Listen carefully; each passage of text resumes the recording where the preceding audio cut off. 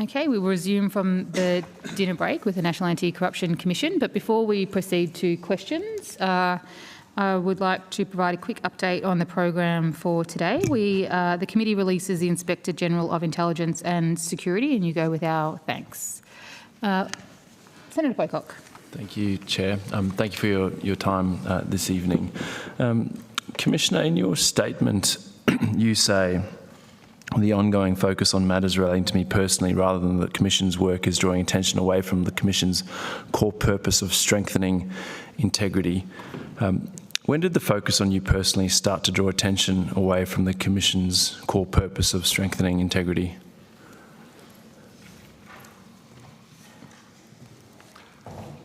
I think significantly probably in the last quarter of last year.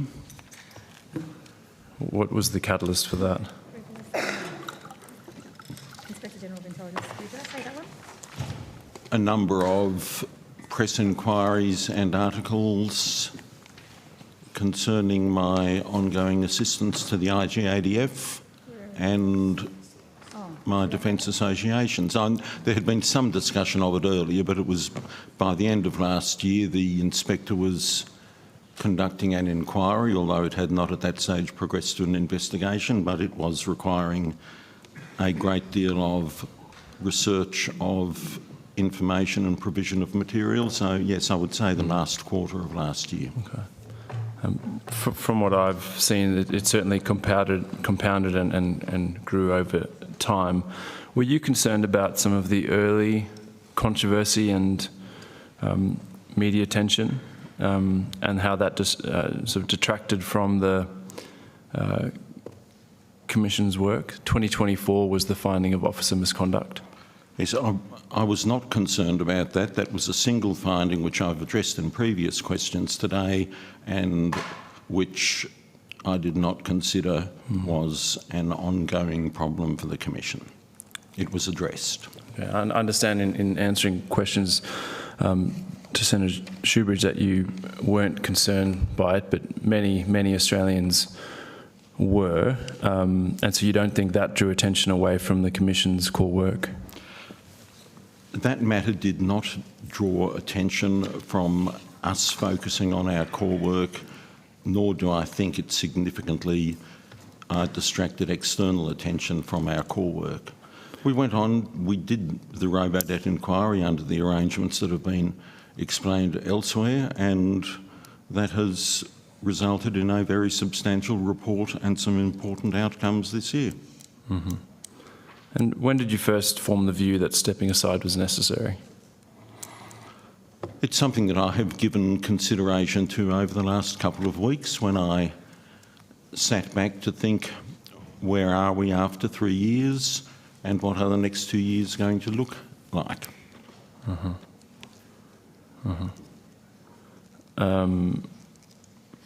And so you didn't consider that after the finding of officer misconduct?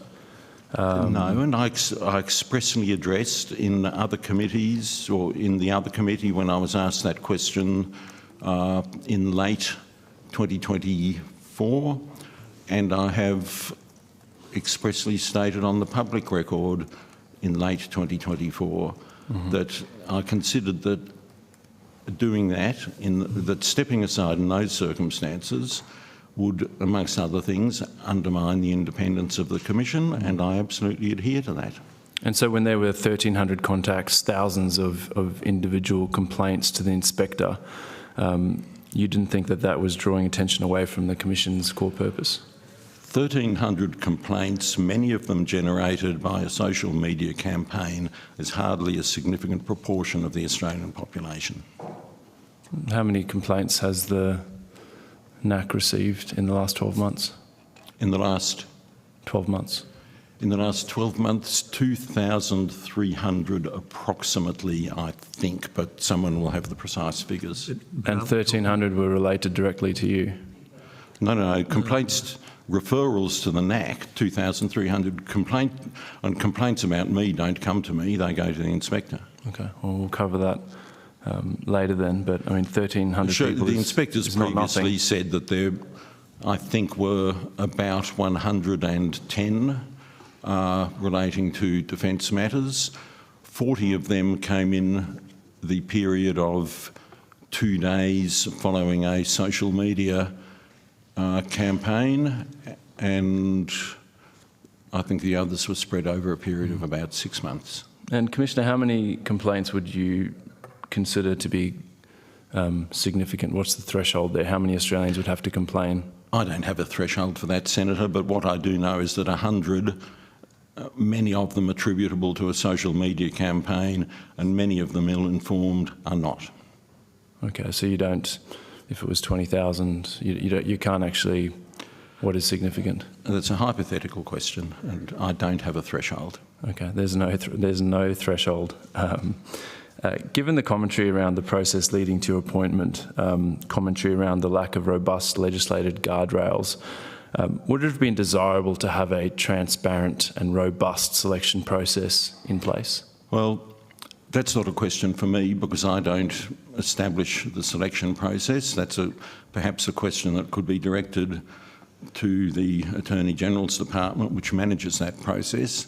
But so far as I'm aware, the process that I and all the deputies underwent was an independent one with an independent member, well, with diverse members of the selection panel who made a recommendation, as I understand it, to the Attorney-General, who took that to Cabinet, and then those recommendations went to the Parliamentary Joint Committee, of which, amongst others, Senator Shoebridge, I think, was then a member.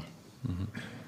And what do you think, Minister, given... If I can confirm that was the arrangement in relation to the appointment of both the President and the Deputy President. There was... Commissioner. Sure. That there were open, independent, merits-based processes for all those positions. And as was noted with Senator Shoebridge yesterday, it did involve obtaining the agreement of the PJC NAC in relation to those appointments. And I do note that the Commissioner made the then Attorney-General aware that he would continue to provide informal support in relation to requests for advice from the IGADF, and that was acknowledged in a letter dated 30 March 2023. So, Minister, I've heard a lot of talk about the appointment for the next Commissioner being merits-based. What does that actually mean? Well, it's the process that's been decided by Parliament on how we will appoint the next Commissioner. It's a merits-based process. It follows the same process, the Australian Government Appointments Framework and the NAC Act, which requires that extra step of I think the word might be a referral of the proposed appointment to the joint committee for approval. And so looking at the Australian Government's appointment framework, which pathway? Will it be through the open competitive pathway? It's a merit-based process, and I can confirm whether it's an open process. We'll have to just check on that for you, but I assume so. We will prepare advice for the Attorney-General, but the process will be consistent with the requirements of the NAC Act, as well as the government's overarching framework for statutory appointments. And so, Secretary, is that the open competitive pathway? Yeah, I would expect so. Okay, we can confirm that.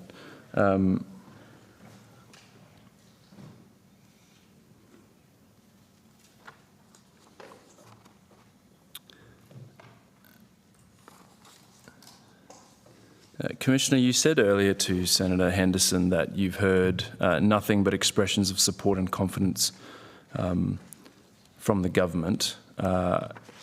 You would, of course, be aware of the letter sent by the Attorney-General to you dated 10 October 2025, produced under FOI.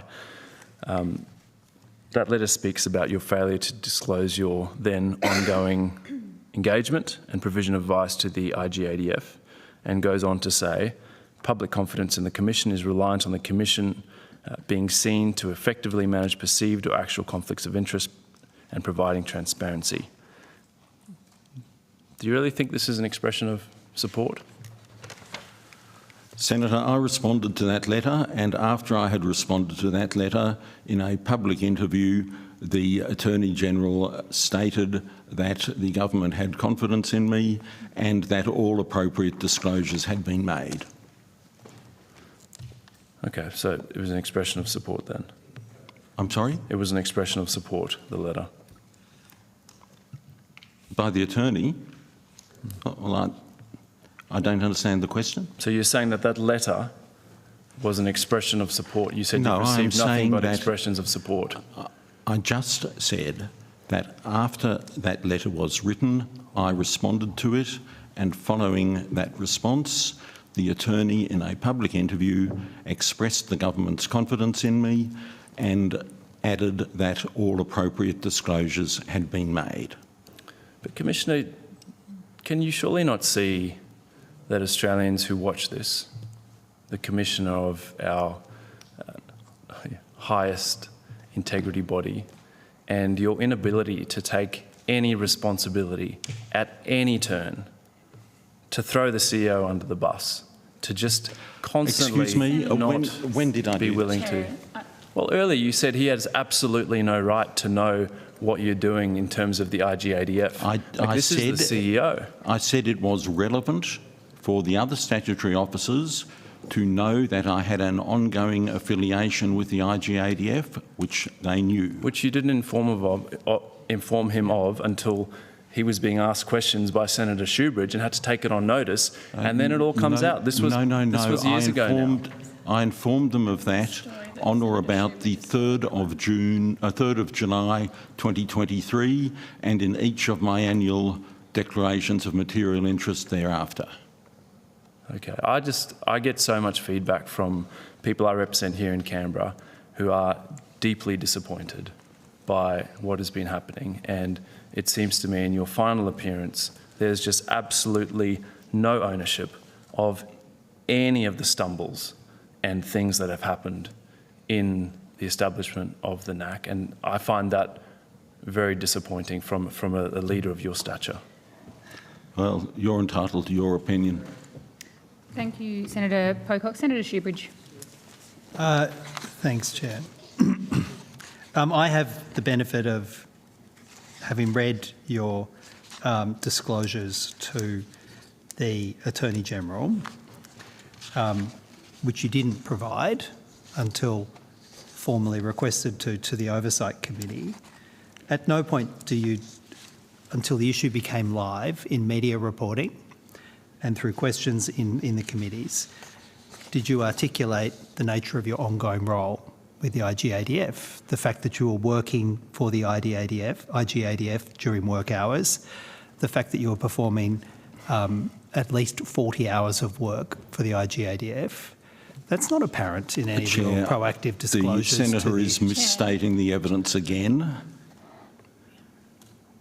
Well, by all means, tell me where. Well, I think you will find that it was less than 30 hours in the detailed table I provided, not 40 hours. 30 hours over 3 years, less than 10 of which I think, and I don't have the figures at my fingertips, were in 9 to 5 hours, and those 10 were substantially in the first 6 months of the Commission.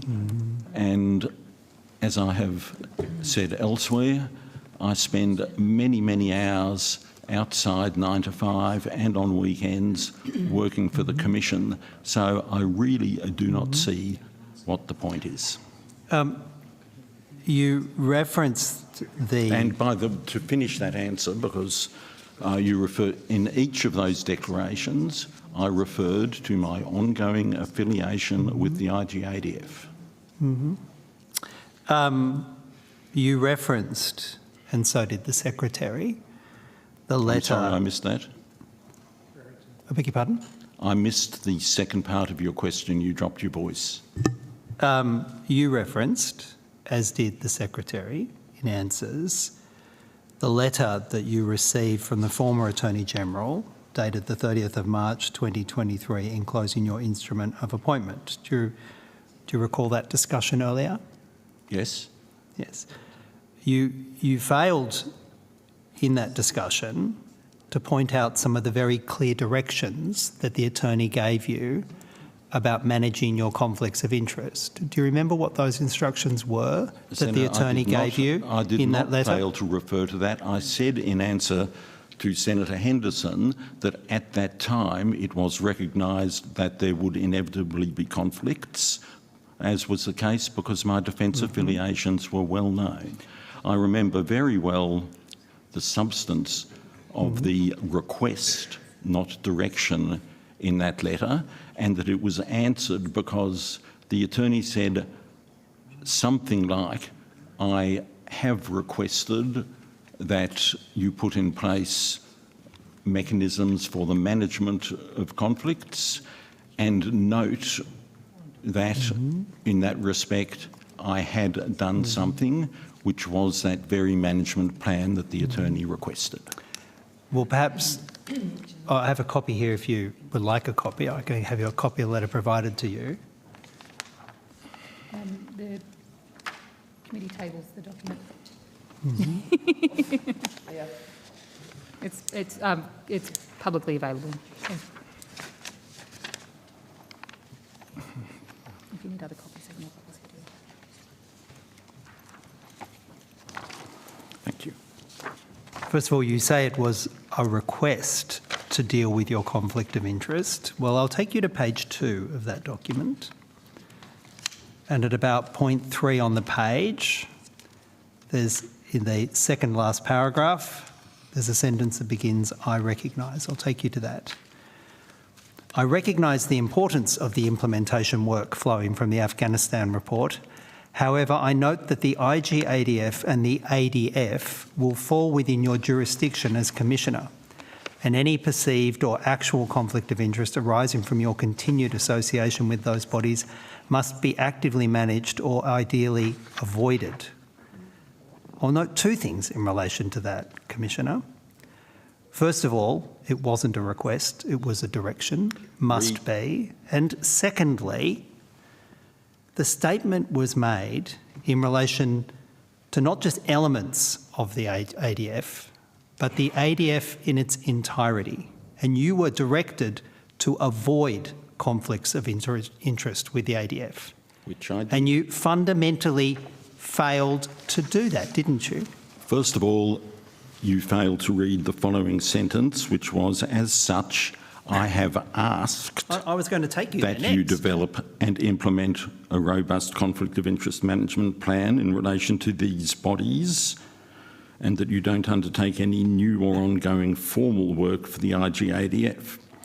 In this respect, I note, and what the attorney is there doing, is noting my response to his having asked about that conflict of interest management plan, that I would resign as an assistant IGADF, which I did, and that were a NAC matter potentially to affect IGADF or any other ADF unit or individual with whom I have been associated in a way that might reasonably be perceived to create a conflict, I would address it by delegating it to a Deputy Commissioner.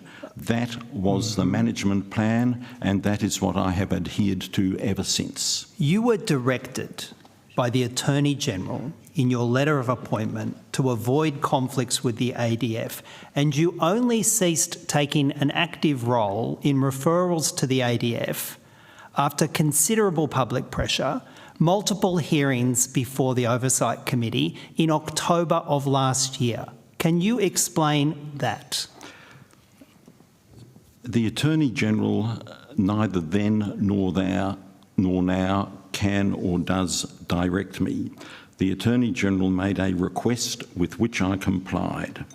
And what I did was exactly what the then Attorney documents at the end of that letter, namely that where a NAC matter potentially affected the IGADF or any other ADF unit with which I had been associated in a way that might reasonably be perceived to create a conflict, I would delegate it. That is what the attorney noted, and that is exactly what I did.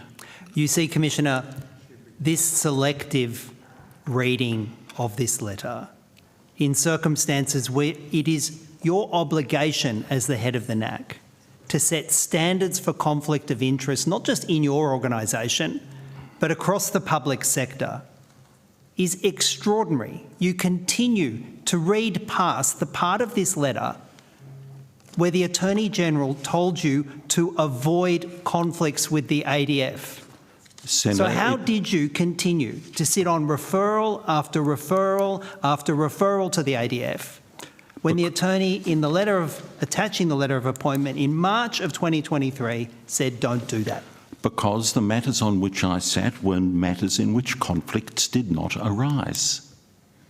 The Attorney-General said avoid any actual or perceived conflict with the entirety of the ADF, not individual units. You may want to pick and choose which parts of this letter you rely upon, but it's there in black and white.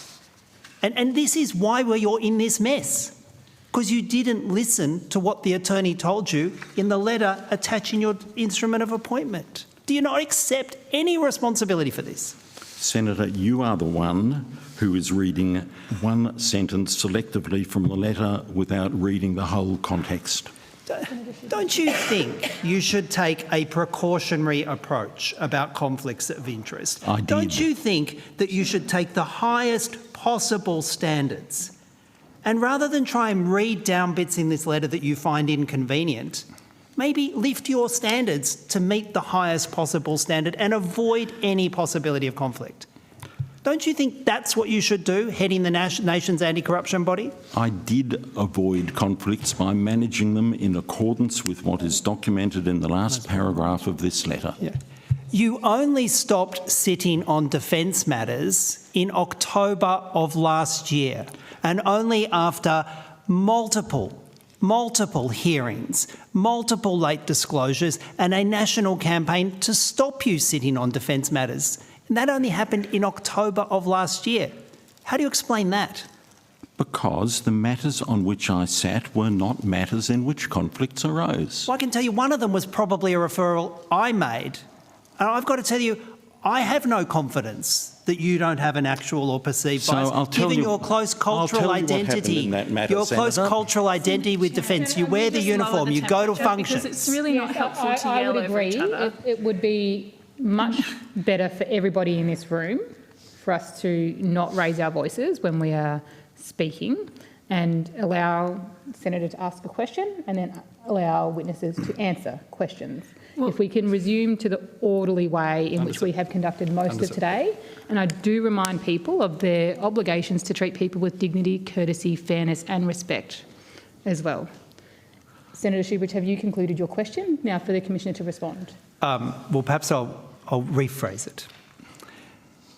Commissioner, when the public sees you dressed in the uniform, multiple uniforms of the ADF, your dress uniform, your car keys, and see you repeatedly doing that while you're also holding the position of the Commissioner of the National Anti-Corruption Commission, and you're also considering referrals, corruption referrals about the ADF. And on one hand, they see you dressed up in the uniform of the ADF, and another saying that you have no perceived or actual conflict in addressing matters, corruption matters relating to the ADF. That erodes trust because they see you personally and culturally identifying with the organisation they're making corruption referrals about. Do you not even understand that perception?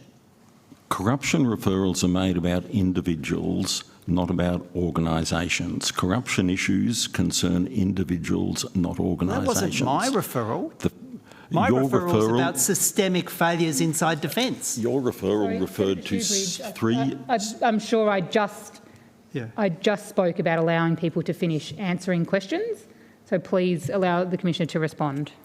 Your referral named three specific individuals as the subject of that referral.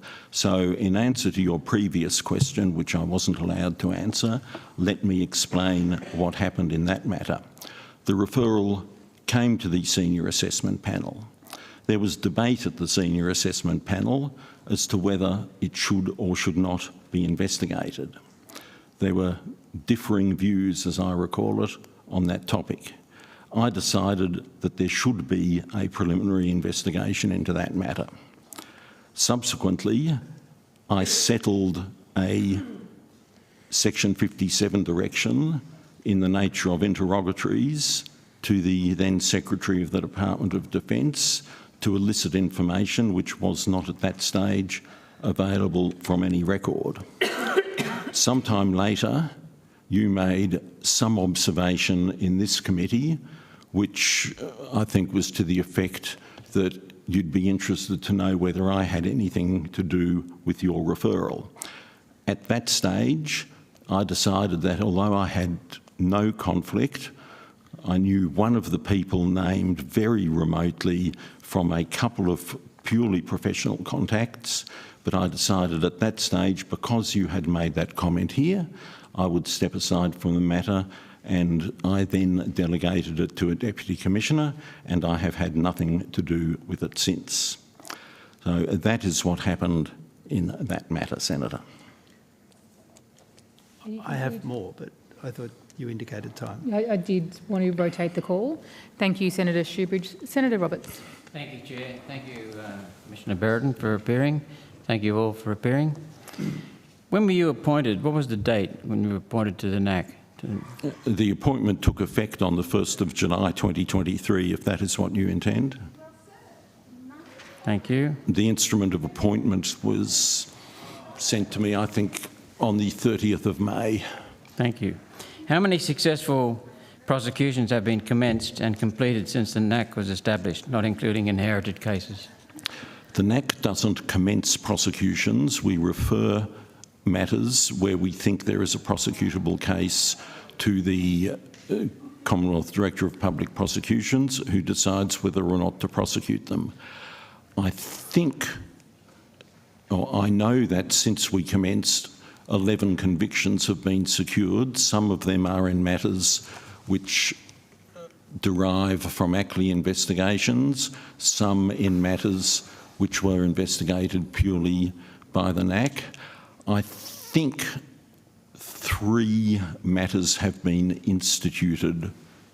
I think 3 prosecutions have been instituted on referrals from us since the 1st of July 2023, but I stand to be corrected on that figure. There are currently 4 prosecutions before various courts in respect of matters referred by us or continued by us since inception. We have published 7 investigation reports over that period, 4 relating to matters which had been commenced by ACLI and which we completed, and 3 in matters exclusively commenced by us. Thank you. How many complaints have been accepted and investigated since inception? We've received, the Chief Executive Officer will dig out the precise figures, but we've received a total of something like 7,200 referrals, I think, over that period. Of them, sorry, I'm corrected, 7,624 referrals from the 1st of July 2023 to date. Of them, 7,026 or 92% have gone through the assessment process. I think 54 investigations have been commenced since 1st of July 2023, in addition to 22 that we inherited from ACLI. And of those investigations, I can tell you that we have completed 35 and there are 34 currently on foot. How many active investigations are currently under 34. 34, thank you. Why does the NAC have such a poor reputation? Well, I don't accept the premise of the question. Sounds a lot like you're asking for an opinion, Senator. Are the requirements to achieve an investigation by the NAC too stringent or narrow to assist those who make a referral? I'm sorry, I didn't quite get that, Senator. Are the requirements to achieve an investigation by the NAC too restricted or too narrow? The requirements, we investigate corrupt conduct. Corrupt conduct is defined in the Act. What is the appropriate test for that is a matter for the Parliament. We apply what the law is. So you don't think the NAC was stifled in any way or needs to be widened in its requirements? No, I don't think it is stifled, and I think there are real problems in widening it because, first, the concept of what is corrupt conduct broadly reflects that in the state and territory legislation. So there is it's not a perfect consistency, but an approximate consistency around the country. And secondly, to say that something is corrupt is a serious statement to make about a person and their conduct, and to broaden the definition of what a corruption commission investigates would risk bringing into the rubric of corrupt conduct that most people would not regard as corrupt. So I would not advocate a widening of scope. Do you need any legislative changes made to the NAC? Look, there are some that I might be able to think of if I went away and thought about it, and we have identified a few. The ability to appoint an assistant commissioner or an acting deputy commissioner would be a useful addition, mainly to deal with conflict type situations. What do you mean conflict type? When there is a necessity to find someone unaffected by conflict to conduct an investigation, the ability to bring an additional person in would be a useful one to have. Personally, I think the focus of the legislation on the term corruption issue rather than on a referral makes the process a bit complex and difficult for some to understand. The focus on what did you say? I missed it. The term corruption issue is used through the legislation as the subject matter of a decision whether to investigate or not. I think it would be better if it referred to a referral rather than a corruption issue in that context, because what we are really doing is assessing a referral and deciding whether to investigate that referral or not. So you're worried about it being assumed to be corrupt rather than... No. It's really a technical concern that just introduces some legal complexities. I'm not concerned about corruption being assumed. I think it is a refinement that could be made to the Act to make things a bit easier, particularly for lay people, to work their way through. I'm sure there are some others that I could think of, but they're the ones that spring to mind. Will you be doing a debrief with anyone? An exit interview, so to speak?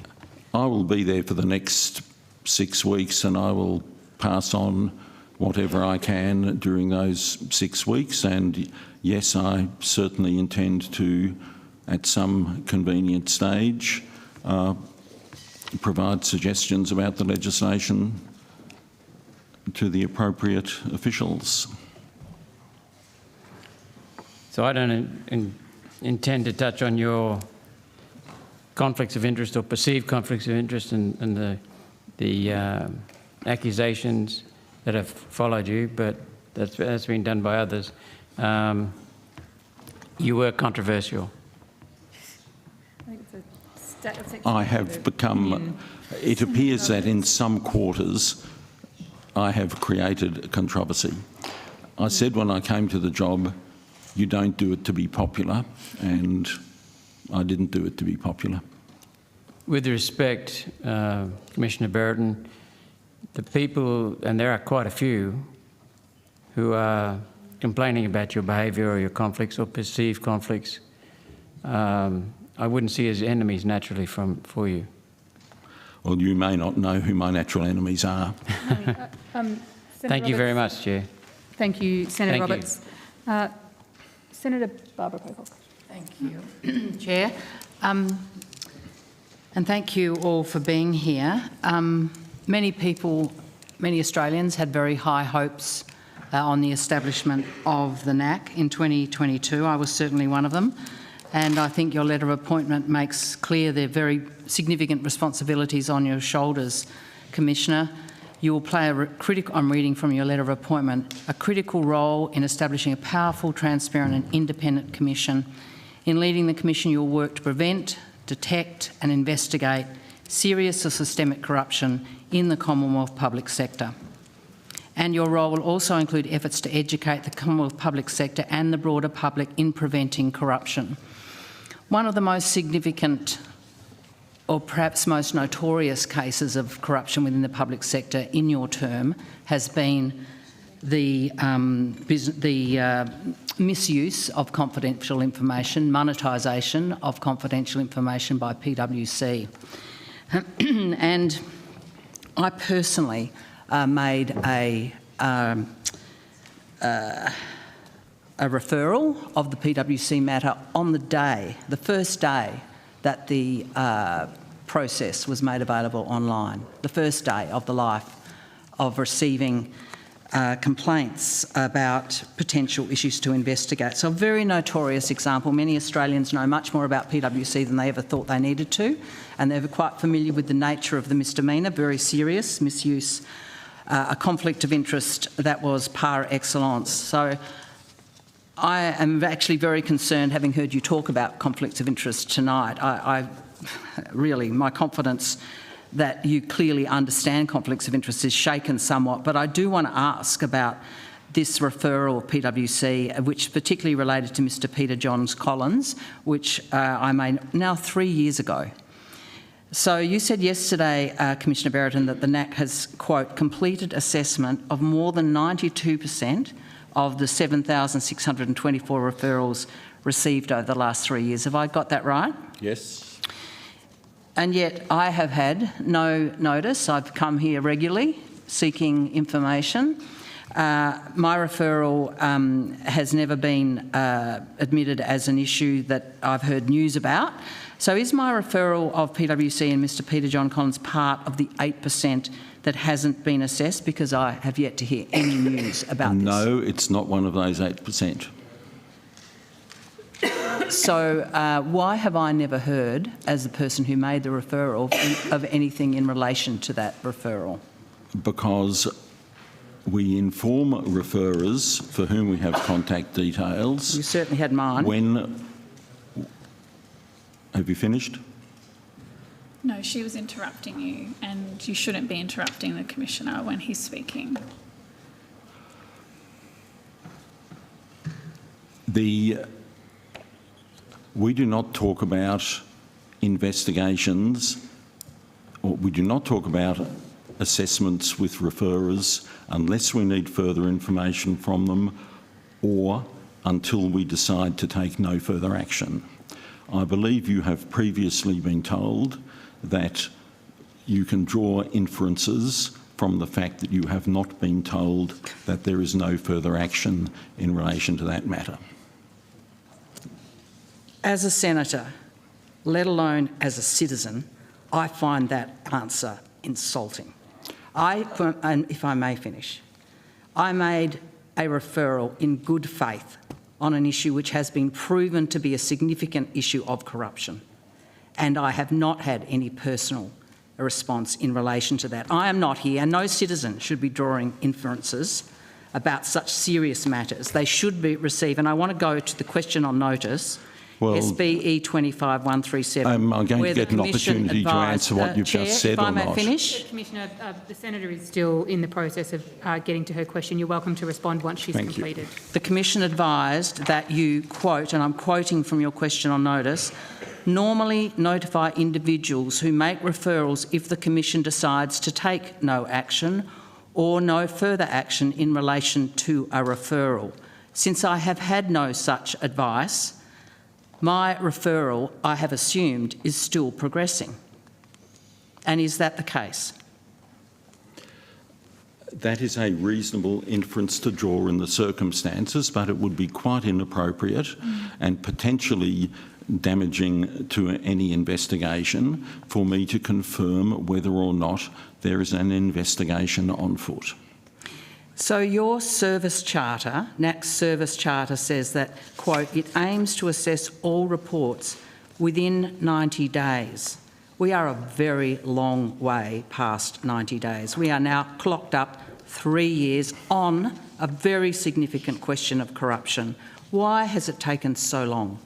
The assessment is well and truly completed. And so where is the result of the assessment? I'm not going to comment on whether there is a current investigation. I feel like I'm on the set of Catch-22, Commissioner. Well, I need to know, and as the person who made the referral, Senator, where this referral is at. And I think it's fair enough after 3 years of patiently turning up at estimates, and I think citizens who pay attention to this matter have a right to understand where this matter is now at.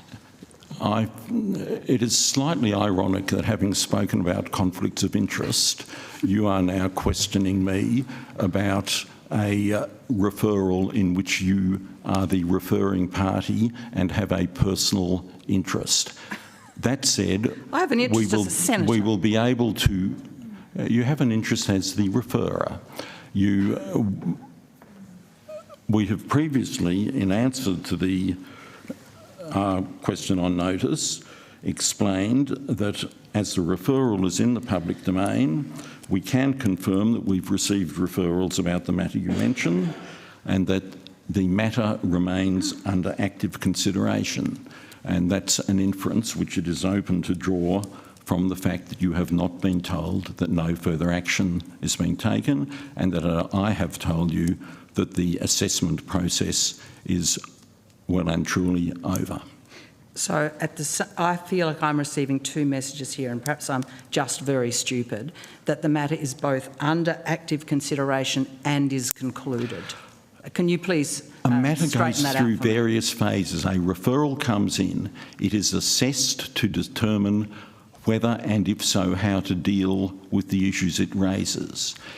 One way in which it can be dealt with is to decide to investigate the matter. And that is a step after assessment.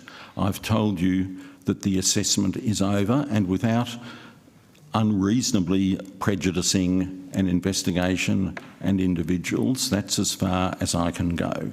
If you would like a private briefing and a confidential briefing on the matter, I'm sure we can arrange that for you.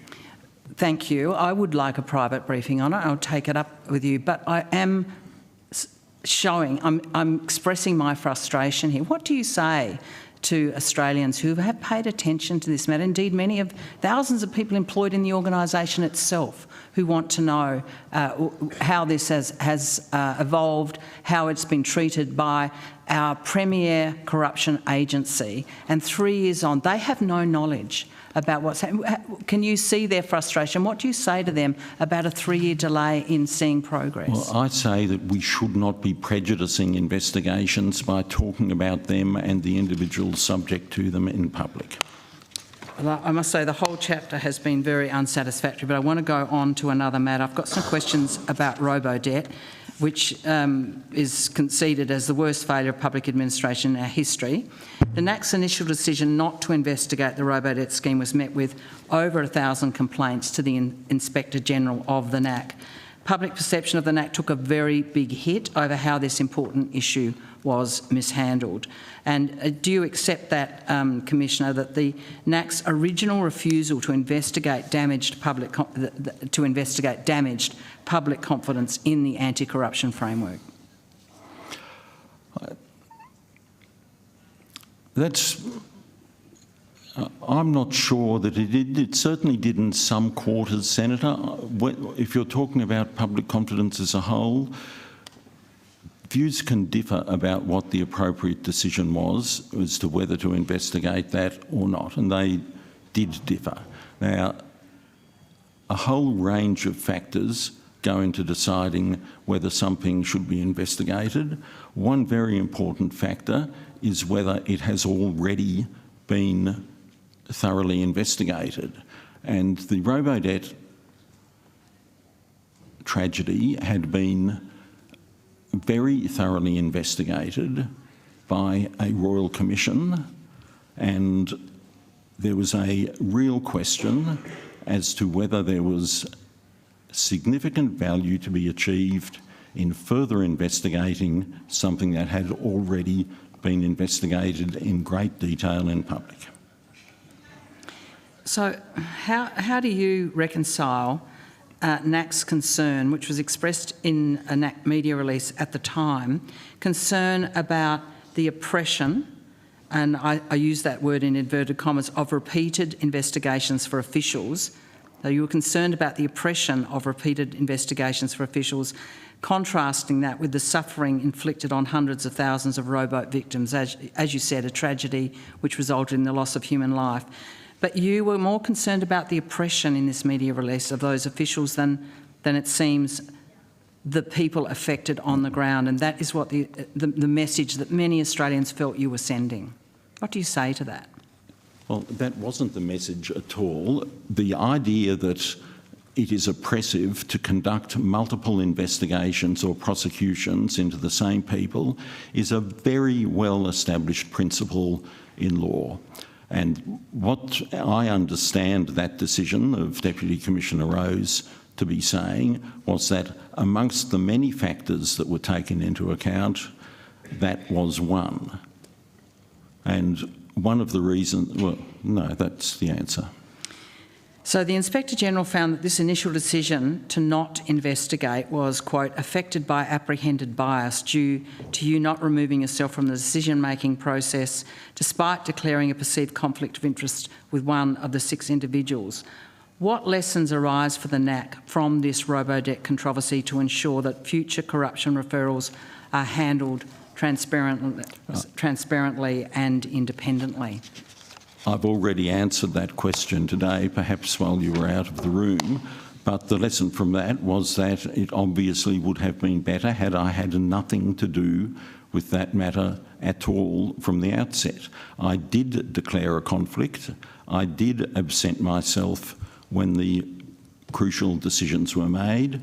I delegated the matter to a very competent and very able and experienced decision maker in the form of Deputy Commissioner Rose, who was not going to be influenced by any thought of my association with anyone, and we did not discuss the matter or the decision at all.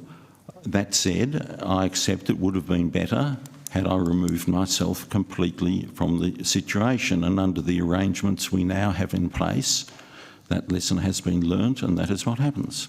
So I want to go to Operation Myrtleford, the NAC's investigation into Robodebt and its conclusion. The recently published final chapter of the NAC Myrtleford report confirms that 6 individuals were referred to the NAC: Catherine Campbell, Catherine Halbert, Scott Morrison, Annette Mazzolini, Serena Williams and Mark Withnell. Is it correct that the NAC found that 2 of the 6 individuals engaged in serious corrupt conduct and the remaining 4 did not engage in corrupt conduct? Deputy Commissioner Kilgour conducted that investigation, so she'll answer that question. Hello, Senator Pocock. I'm Kylie Kilgour, Deputy Commissioner NAC. Yes, that's correct. We found that 2 senior public officials engaged in serious corrupt conduct. So while corruption findings against individuals are important, certainly reflection on the individual concerned, no government minister has been held accountable, and the political and bureaucratic architects of the scheme have walked away scot-free. Australians are rightly outraged, disappointed, frustrated by this lack of accountability. Your report rejected the Royal Commission's finding that Catherine Campbell was knowingly involved in misleading Cabinet. Why? Why did you conclude that? Okay, so there's a couple of things I need to say. So nothing that I do in a NAC corruption investigation overrides the findings of Catherine Holmes. They still stand. So her finding that she considered that certain conduct occurred, that's her finding. What she then referred to me was for me to assess whether certain things, very specific actions by very specific individuals, whether they amounted to corrupt conduct under the NAC Act. So I have to do an investigation that is effectively a very deep forensic dive into the very specific referrals that Commissioner Holmes gave me.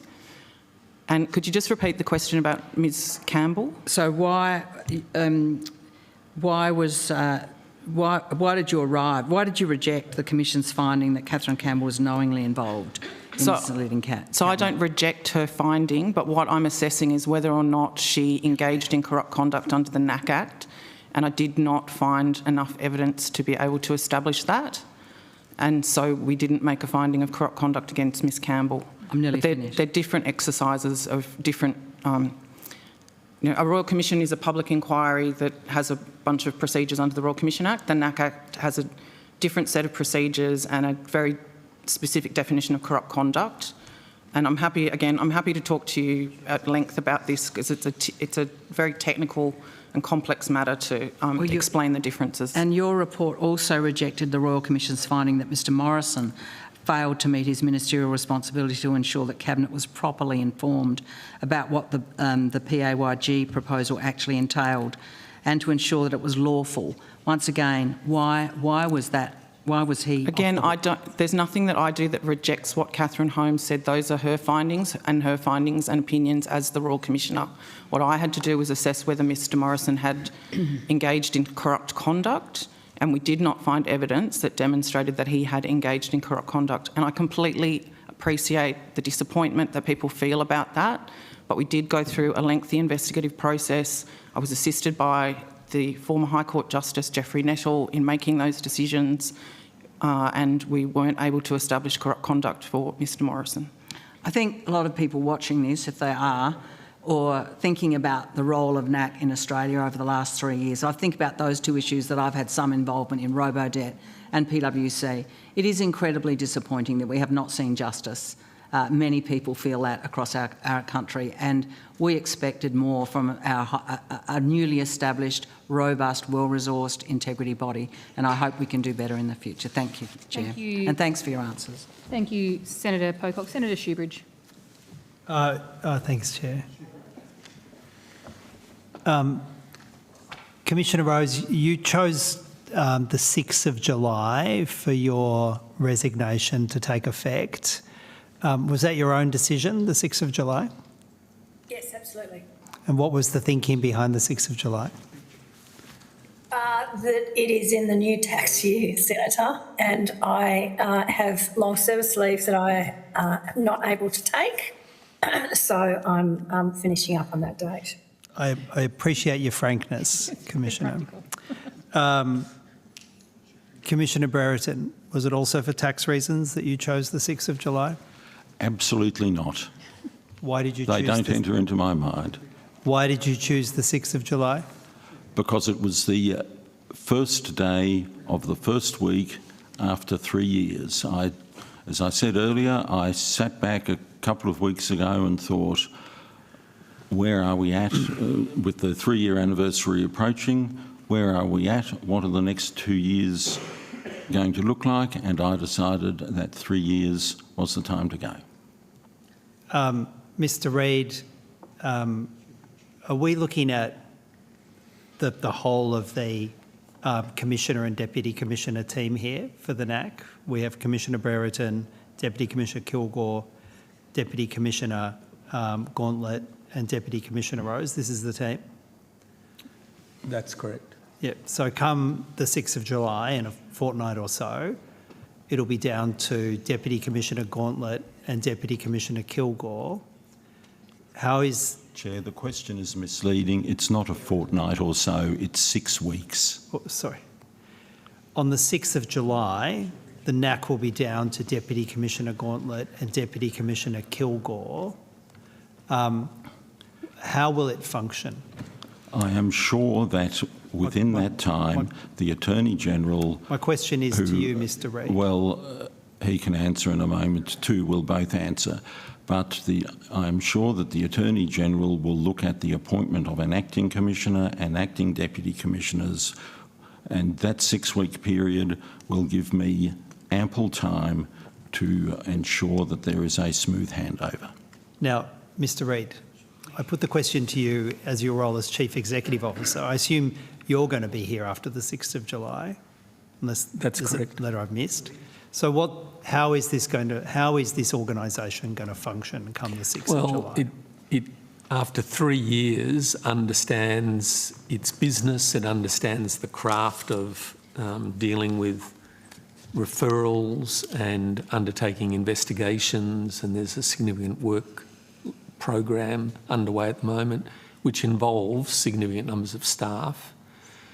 So there's no issue from the perspective of the capacity or capability of the organisation to manage that workload. The challenges would come into prioritising the issues that the Deputy Commissioners, in advance of acting Commissioner and acting Deputy Commissioner being appointed, manage the workload in that time. And given that they've been, Deputy Commissioner Kilgour arrived in February of 2024, but they've been around for the bulk of the life of the Commission. So I don't see that there's a difficulty maintaining the work of the Commission, and my job will be to ensure that that work continues. Well, I'm sure that Commissioner Brereton and Deputy Commissioner Rose provide useful functions in the organisation. They will not be there after the 6th of July. How will you deal with that deficit? Well, I've explained how we will manage the workload. You didn't ask me, and so I'll answer the question from the perspective of you asking me, are the Commissioner and Deputy Rose a loss to the organisation? And the answer is yes, they will be sadly missed. I think that the Commissioner has been dealt with very poorly by partly this Parliament, partly commentators out there. I think Deputy Commissioner Rose has done an enormous amount to ensure that the educative corruption prevention education work of the Commission has been undertaken diligently in those 3 years. But my question was directed to how the Commission will function. And I've answered that already with my first answer. That Deputy Commissioner Gauntlet and Deputy Commissioner Kilgour will pick up the slack until there are acting Commissioner, acting Deputy Commissioner appointed by the government. That's their process, and we'll obviously know before the Commissioner goes where that process is heading. Have you had communications with the Attorney-General or the Secretary to the effect of acting appointments? I have a regular meeting with one of the Deputy Secretaries, and in that latest discussion, which was a couple of weeks ago, we were talking at that point about the options that might be put forward to the attorney for the process of going through the replacement for Deputy Commissioner Nicole Rose, and what might therefore emerge out of that process in terms of the next steps. But they were just preliminary discussions about the options. It's not my job to appoint those people. It's my job to know that there's a process underway. Commissioner Brereton, I think you said you were sure that the Attorney-General will make acting appointments. Have you had conversations with the Attorney-General to that effect? On what basis do you have such surety? I have not had conversations about that matter. I am conscious that there are 6 weeks between now and then, and knowing the Attorney-General's commitment to good administration, as I've observed it up to this point, I cannot imagine that an acting appointment would not be made. It may be an acting appointment of one of the current deputies, or it may be external, but I just cannot conceive that the position would be left without an acting appointment. Secretary, have any steps been taken? You've known about the resignation of Deputy Commissioner Rose for more time. I accept you only eventually got the communication from Commissioner Brereton at some point yesterday. What, if any, steps have been taken, or do you understand will be taken to deal with this substantial loss at the leadership level of the NAC? Thanks very much, Senator. It is the Department's responsibility to progress advice to the Attorney about options for both acting arrangements and substantively filling both the Deputy Commissioner and the Commissioner role. We have done some advice to the Attorney in relation to the Deputy Commissioner role. We will now urgently prepare some advice around options for the Commissioner role. Is there an option to appoint an external acting commissioner? Yes, I believe there is. That is an option that's available. And the other option would be to appoint one of the continuing deputy commissioners as an acting commissioner, would be an alternate option. That's correct. And I suppose if you could appoint an acting commissioner, you would also be able to appoint acting deputies if that's what you chose, if that's what the Attorney-General chose. Yeah, that is correct. Obviously, that would be whilst a process was on foot to fill the positions substantively. Now, there was some evidence earlier about the involvement of the Oversight Committee in the appointment of Commissioner Brereton. I was on that Oversight Committee, and you just might confirm for the record that no original documents from Commissioner Brereton in relation to the recruitment process was provided to the committee. That's my recollection, my very firm recollection. We had edited, curated documents provided by the Attorney-General, but no original documents provided to the committee. I'd need to take it on notice. I do recall that we put together packages of information for the committee, and I think it is right that there was... I don't know if curated is the right word, but I can take on notice to confirm for you precisely what was provided. Whatever correspondence came from Commissioner Brereton, whatever documents were provided from Commissioner Brereton to the Attorney-General, they were not provided to the committee, and they were never part of the committee record. Do you know why that decision was taken? I think the Minister at the time provided what he thought was an appropriate amount of information to support the committee's consideration, and I do note that at the time the committee agreed with the appointments. And indeed, at no point did then Major General, now Commissioner Brereton, appear before the committee. And I'm sure if Commissioner Brereton has a contrary view, he would advise me of that. There was no appearance before the committee or questioning by the committee, as you recall, Commissioner Brereton? I was never invited or requested to appear. Well, indeed, we were told it was not permissible. The legislation does not require that. No, it doesn't require it, but there was active resistance in both this matter and in the appointments of deputy commissioners for anything like that role to be undertaken by the Parliamentary Joint Committee, active resistance from the Attorney and active resistance, therefore, from the Labor majority on that committee. Yeah. That's the truth of it, isn't it? Senator, that would be... there was an independent merits-based process. Recommendation was made to the Minister. The Minister took a recommendation to Cabinet. Cabinet agreed that. And that is the orthodox approach for statutory appointments. You'll be briefing the current Attorney-General about the proposed recruitment process, looking at what's happened, the water that's been under the bridge since the appointments of the Deputy Commissioner Rose, Commissioner Brereton and others. Do you think there are lessons to be learnt from this about a more open, more public, more robust appointment process, including encouraging the government and the government majority on the Oversight Committee to engage in that more robust process? Do you think there are lessons to be learnt from this? Senator, I think, as I said, the recruitment process for these statutory appointments was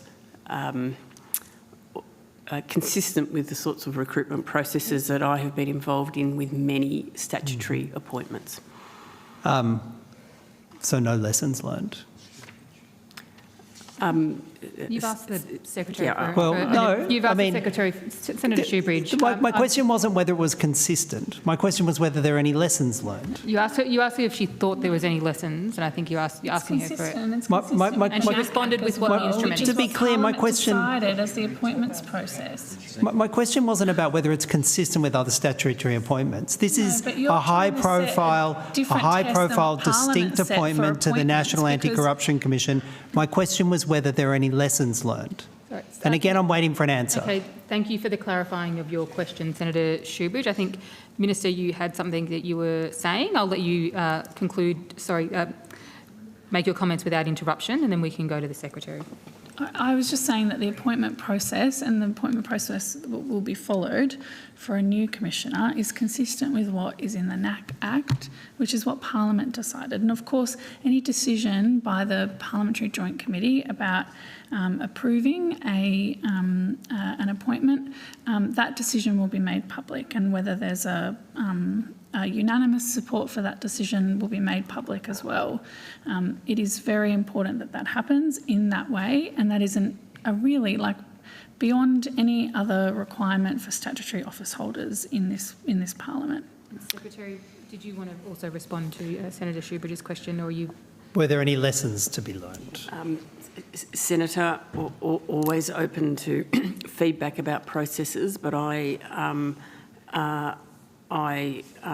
just want to reconfirm my position that in terms of the recruitment processes for the President and the Deputy President, they were open, merits-based recruitment processes that went through the normal approval process of Minister and Cabinet and agreed by the committee. And so I think in terms of overall approach, it's consistent with other statutory appointments. In fact, with the addition of engagement with a parliamentary oversight committee, which is not the case with most other statutory appointments. Commissioner, as you look back over the 3 years, the decision that most often comes back to my office that I hear that causes ongoing grief and anger was your decision to be involved in the robo-debt referral, even though you had a known association with Ms Campbell, and your continued involvement in that up to the point at which a decision was made, at which you stepped out, has caused significant, genuine distress to family members who lost loved ones through the robo-debt scandal, to the people who saw people's lives so badly damaged by robo-debt scandal. It caused delay, the need for the inspector to be involved, a critical report then issued, further delay as the matter was referred out with external help, and then finally a report delivered, heaven knows how much later, by Deputy Commissioner Kilgore. Will you apologise to those family members? Will you apologise to the people whose lives were ruined by the robo-debt scandal for your involvement in that, if for nothing else than for the delay you caused and for the repeated re-traumatising that they had as it went from you to Deputy Commissioner Kilgore to the inspector and then back? Senator, my involvement, such as it was in the preliminary stages of the initial robo-debt consideration, was entirely in good faith in the interests of the then infant commission in providing guidance how a very complex issue might be addressed without suggesting the outcome of that issue. As I have said earlier, with the benefit of hindsight, it would have been better if I was not involved in that at all, and of course I am sorry for the delay that that has caused. However, to suggest that that is the main cause of the appalling tragedy that the robo-debt victims have suffered is, I suggest, gilding the lily on your part. Well, they came to the NAC for justice. They looked to you to lead a commission that would give them a sense of justice and finality, and you failed them. And the inspector had to intervene to remove you entirely from the process. Again, I ask you, will you apologise? I just did. Oh, well, I didn't hear it. I heard the apology, Senator Shoebridge. That concludes the questions that we have for you this evening. I understand that... Thanks, Chair. Can I just make one brief comment, and that is to reiterate the government's thanks to Commissioner Brereton for his service and leadership, and particularly as the inaugural Commissioner of the NAC. Commissioner Brereton has had extensive service, public service to this country, including as the Assistant Inspector General of the Australian Defence Force, a Judge of the New South Wales Court of Appeal, as Major General in the Australian Defence Force Reserves, and I don't think anyone in this place would forget the landmark Brereton report. I want to thank him for his service to the NAC, but his continued public service over many years. It would be good for members of this committee to reflect on that. And I just want to say thank you to Ms Rose, or Commissioner Rose, and we wish you and your family happy adventures. Thank you. Minister, can I just say thank you very much for those kind and generous remarks, and can I also express my thanks to the Attorney and the Department for their support over the last 3 years. Finally, Chair, can I thank you for the way you have chaired this? I know it is not difficult. Can I just say this? I am old enough, ugly enough, and still just robust enough, I suppose, to defend myself. Many of the officials who come here, not necessarily in this committee, but in these committees, don't have that advantage. And it is really important that they not come here to be terrorised and bullied. And I thank you for the way you have chaired the committee. Thank you. You go with our thanks. We will now take a short suspension while we welcome our next witnesses.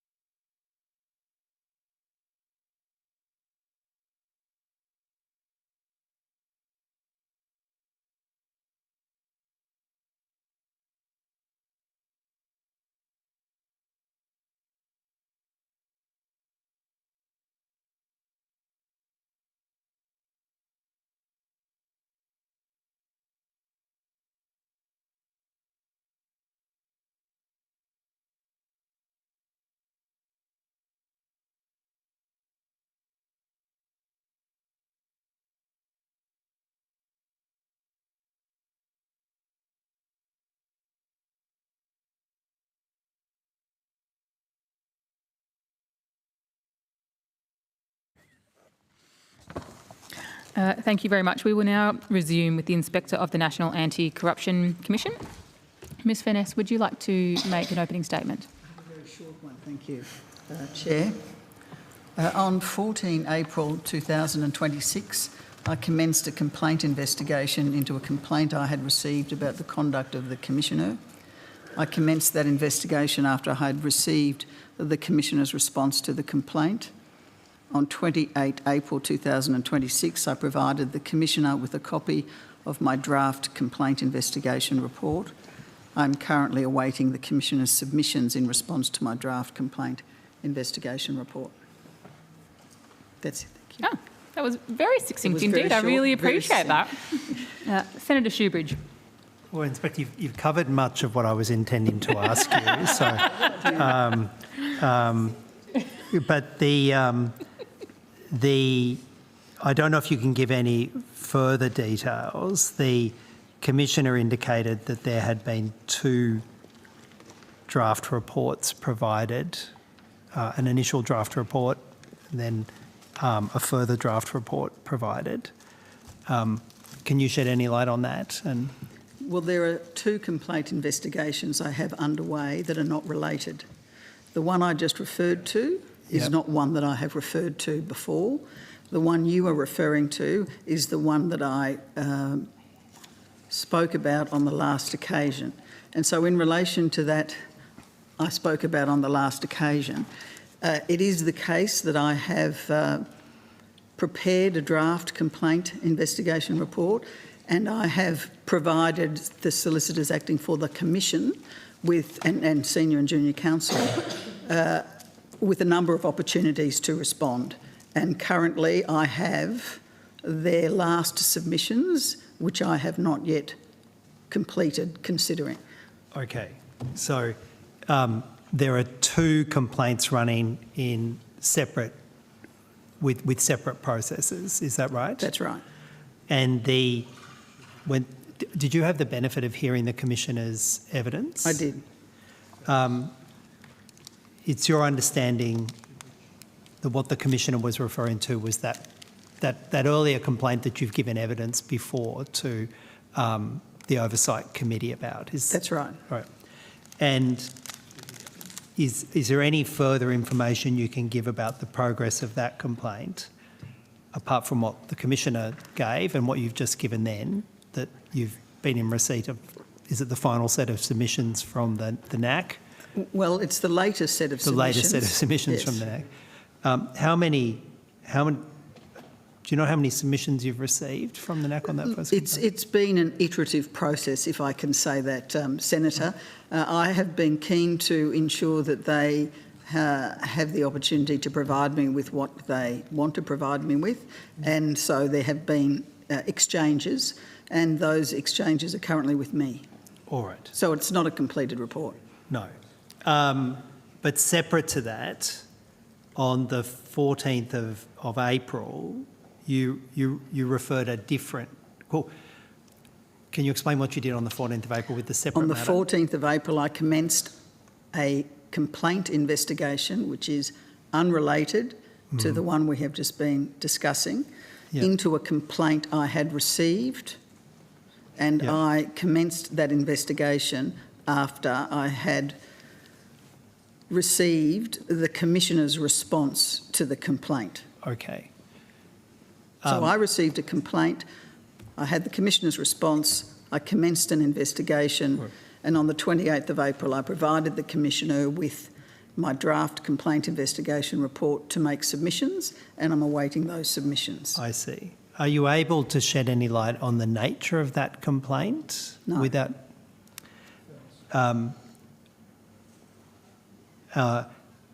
when did you... Are you able to advise the committee when you received that complaint?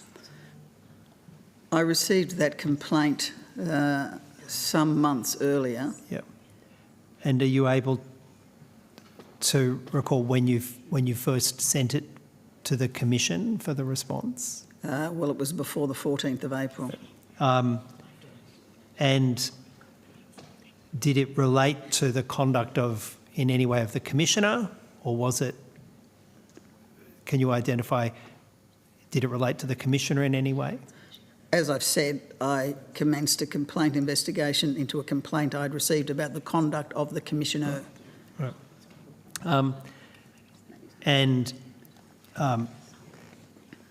In relation to that complaint, you're awaiting the submissions. Is there a time frame that was set for the submissions in that complaint? There is. The time frame is sometime this week. However, as with both complaint investigations, the timeline has been expanded from time to time. All right. To go back to the earlier complaint, which is, it sounds to me like it's towards its conclusion. Yes. Do you have a time frame that you would expect that to conclude by? I don't know whether the Commissioner's resignation will affect any submissions that, in the case of the first complaint, the Commission wishes to make, or in respect of the second complaint that the Commissioner wishes to make. So the timelines for each of them are somewhat uncertain because I don't know what consequences for each of these there may be. In terms of your statutory role, though, the resignation of the Commissioner doesn't conclude your investigation. Your investigation can continue notwithstanding the resignation?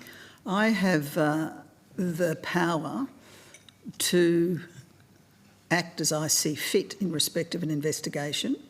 There is specific power in the Act for me to decide at any time to reconsider a NAC corruption issue investigation, much as there is in respect of the NAC. There isn't the same power in respect of a complaint investigation commission, complaint investigation report. However, it's likely that there are one or more provisions which can be used in conjunction or individually to provide me with the power to decide to stop an investigation. If Sorry, no, you go. When I complete an investigation, I must provide a copy to the Commission and the Attorney-General, and then it is a decision for me whether or not it is in the public interest for me to publish some, all, none of a report. So they're the relevant considerations. Yeah, and well, given the Commissioner's notice of his resignation only happened yesterday, I suppose, are they matters that are still under active consideration by you, the impact of that on these two complaint investigations? Yes. I assume you're mindful of the public interest in having completion of these matters as well? Well, there's a whole range of public interest balances that need to be considered. That is one of them. Yeah. In any event, the outcomes of these complaints, the two that are on foot, you have options before you as to whether or not those outcomes are publicly communicated. Is that right? I do. And given where they're at, I assume that you're not in a position at this stage to indicate a presumption in that regard. No. So absent the resignation on the first complaint, did you have a deadline? Was there a horizon on that? Senator, I've had many horizons and deadlines. Okay. However, I am concerned to ensure that the Commission or the Commissioner consider that they have had sufficient time to provide me with whatever it is they want to provide me. So my horizons are flexible. And in this regard, ensuring with absolute certainty that every possible procedural fairness has been provided is part of your consideration, it is, as I understand it. And would that explain perhaps why the dates have slipped? Yes. Well, when you say they've slipped, they've changed. Yes, but moved only in one direction. They and my final question is, there was a recent budget. Your budget was set in that budget. It was not materially different, I think, from the prior budget. Do you have sufficient resources? I do, thank you, Senator. And in terms of now these two complaints, have you been able to bring in the additional support that you felt necessary to deal with them? I have, thank you, Senator. And can I say, from my observations, each time you provide dates and updates, I am always appreciative of the timeliness with which matters are dealt with in your office. They don't sit on your desk for long, Inspector, and I for myself am grateful that you take that approach to the role. Well, these are sitting on my desk for a bit longer than I would have liked, Senator, but that is what it is. Well, if you're awaiting submissions and people are seeking to put more, sometimes that's what you have to do. Thanks, Inspector. Thank you, Senator Schubert. Senator Blythe. Thank you very much, Chair. I just have some questions around Miss Rose's resignation for you, Inspector.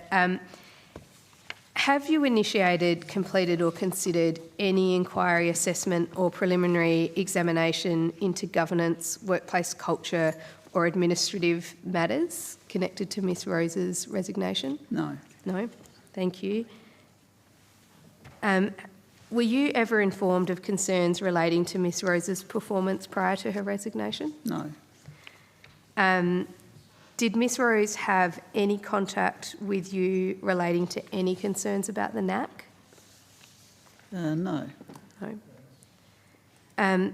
Did Miss Rose raise any concerns with you in relation to Mr Paul Brereton's performance? Not specifically that I recall. No? Okay.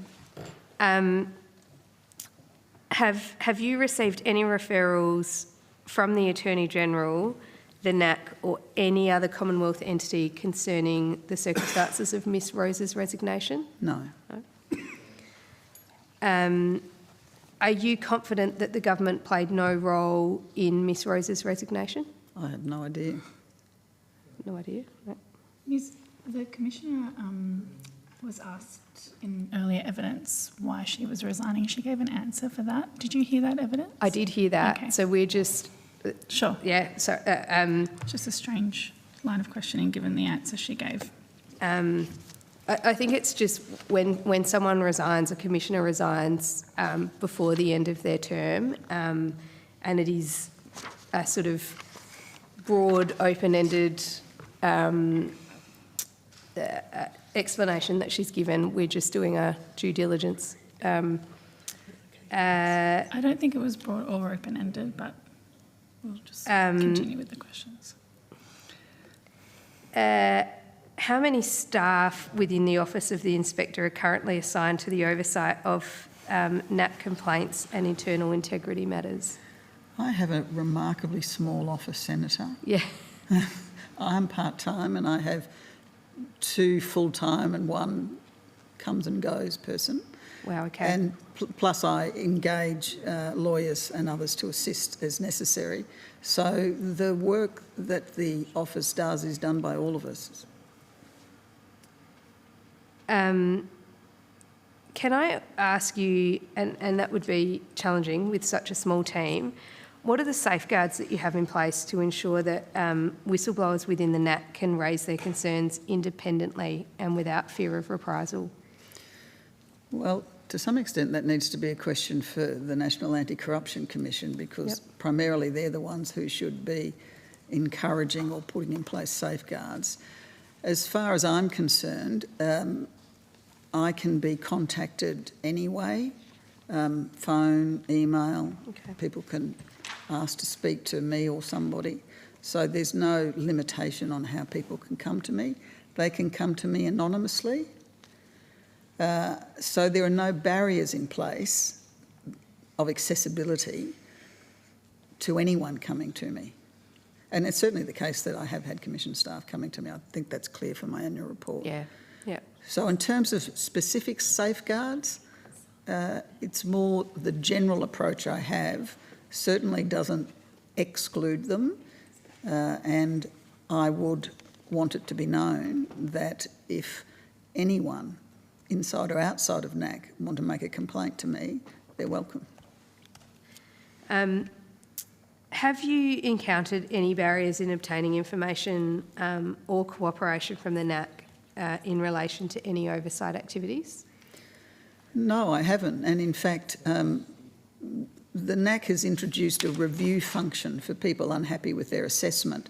And generally speaking, if somebody comes to me unhappy and they haven't taken advantage of it, I suggest they do.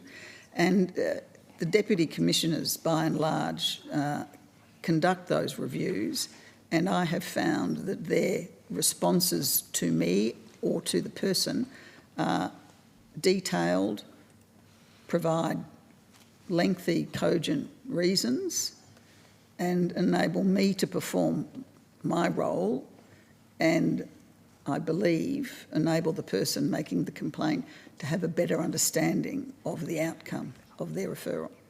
Excellent, thank you. And you've just described how small your office is, and it sounds incredible that people can contact you anytime, even though you're only part-time, so it sounds like you've got a full-time job. Well, I have a full-time office. Yeah.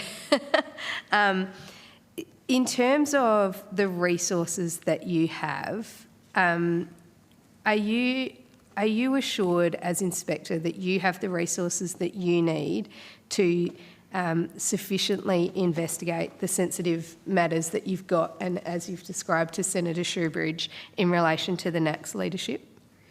I do, because I use the private bar liberally to assist me in carrying out investigations or other complex matters. And the private bar is very flexible. You can bring them on when you need them and say goodbye when you don't. Yeah. Can I ask what your budget is for? It's about 1.2 to 1.3 million. Okay. I consistently underspent. I suspect this year I will probably still underspend, but by a lot less. Okay. And that's per year. That is all from me. Thank you, Chair. Chair, I just had one question. One very quick question, Senator Shoebridge. Yep. The for each of your complaints that you have on foot, have you communicated where those complaints are up to the Attorney General? I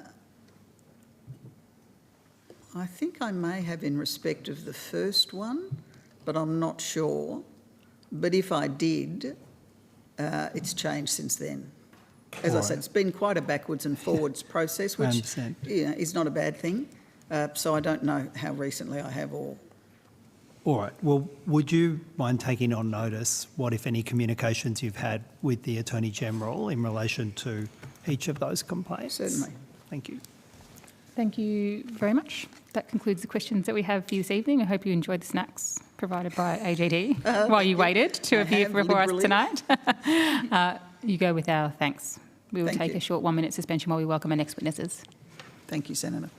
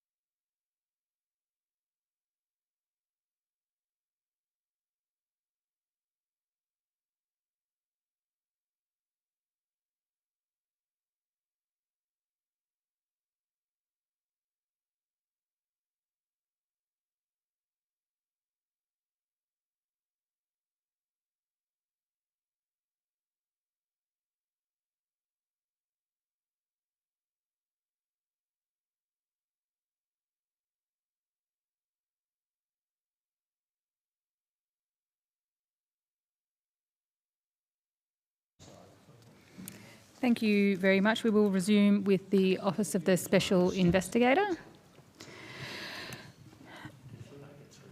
Mr. Moraitis, is that how you say it? Moraitis. Sorry? It's all right, Moraitis is fine. Moraitis? I was being Greek, yeah. Would you like to make an opening statement? Yeah. I'm sorry? Would you like to make an opening statement? Yes, if I may. It's a very short one, just for Absolutely. the record.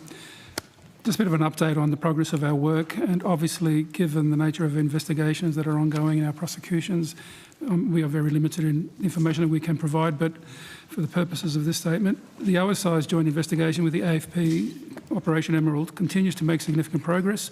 Of the 53 initiated, 39 matters are no longer under active investigation, subject to any new evidence emerging. That leaves 10 matters which continue to be active investigations.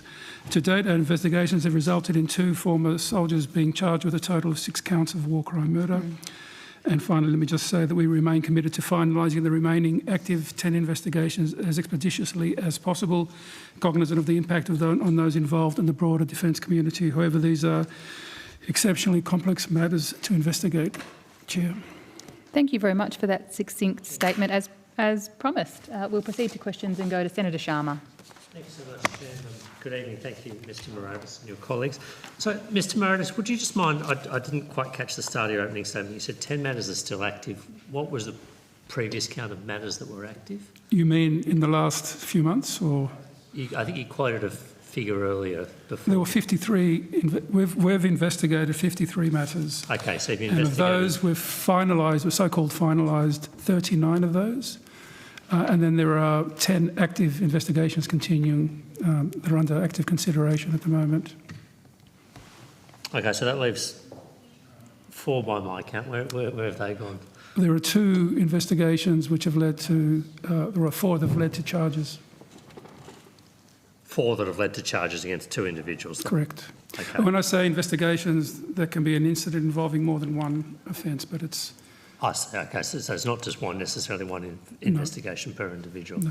Okay, so of the 10 matters that are still active, how many individuals are the subject of investigations? I wouldn't go into details about the number of individuals because it's an active investigation and it's a very small world that we inhabit, so we just stay out of that detail. Okay, so you've got... of the 53 matters you've investigated, so just remind me when you commenced operations in 2020? Yes, I can, Senator Sharma. We commenced on the 4th of January 2021, and obviously we were a non-ongoing agency, so we were established from scratch. So you can imagine for a while we had to develop a workforce. We were very small at the beginning and we recruited investigators from across Australia and they've been with us ever since. And so we've been investigating since then. To be honest, it would have been in late 2021 that active investigations began based on information that came to our attention of allegations, which we then explored and have been exploring ever since. So in late 2021, okay.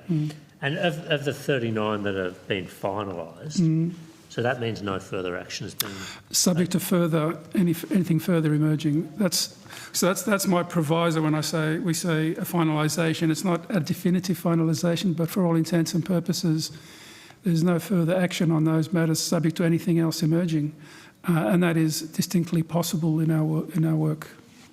Okay. And there are other matters, if I may say so, where we found that there was nothing to pursue there, and we left it at that. There's a whole gamut of fact scenarios, I'll put it that way. Okay. I might just follow up on some questions I think you answered on notice last time. I just wanted to get updated figures. For which? No, so you for those, yes, okay. Provided answers. So it was after the average staffing level in the Office of the Special The ASO is about 110 at the moment, I think. Okay. If you just wouldn't mind, if that's incorrect for any reason, just come back on notice. No, I think it is. It's 110. I can tell you it's about 70 OSI staff, as it were, which involves investigators, people like myself, public servants, legal analysts, people like that, couple of corporate people, and 40 people, 40 positions, really the AFP support us in our work. Because obviously we are a large organisation and we we seek support from the AFP, and it is technically a joint investigation, if I may say so, with the AFP. Okay. And then what's your, so I think your operating funding for 2025-26 was $47 million. Yes, and what's in the budget for 26-27? it's 44.3, 44. which includes capital of 500,000. So a slight reduction. Yeah, which reflects the fact that our numbers have declined based on the fact that as we finalise investigations, we need fewer teams. The people that remain are then reassigned, and the Director of Investigations, Mr Barnett, oversees the allocation of detectives based on their expertise and their seniority to active investigations. And obviously those numbers will decline further as we progress and there are fewer active investigations. And you said in your opening statement that the 10 matters that are still active, you hope to finalise them soon, I think. Well, soon is a relative... Well, that's what I wanted to ask. What does soon mean? Soon can be anywhere between, 6 months to a year and a half. I don't know, but we are actively pursuing those investigations with a view to coming to a conclusion either way, whether we refer matters to the DPP or we decide there's insufficient evidence to pursue with the DPP.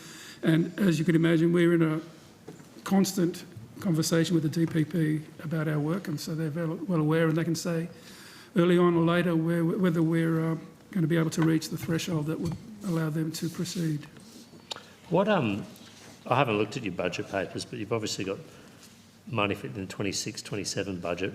Have you got them in the out years as well, 27, no, 28? It's our budget, because we're non-ongoing, it's actually been an annual thing. So it's year by year? Year by year. It's been offset by Defence ever since, so there's an arm's length relationship there, but that's how it's accounted for. And the figures have been about 45 to 48 million per annum, and as I said, it's been declining the last few years because of reflecting the FTEs. FTEs are reducing. Did you say that your funding's offset by Defence? Defence has to provide offsets? It's always been the case since the beginning. Okay.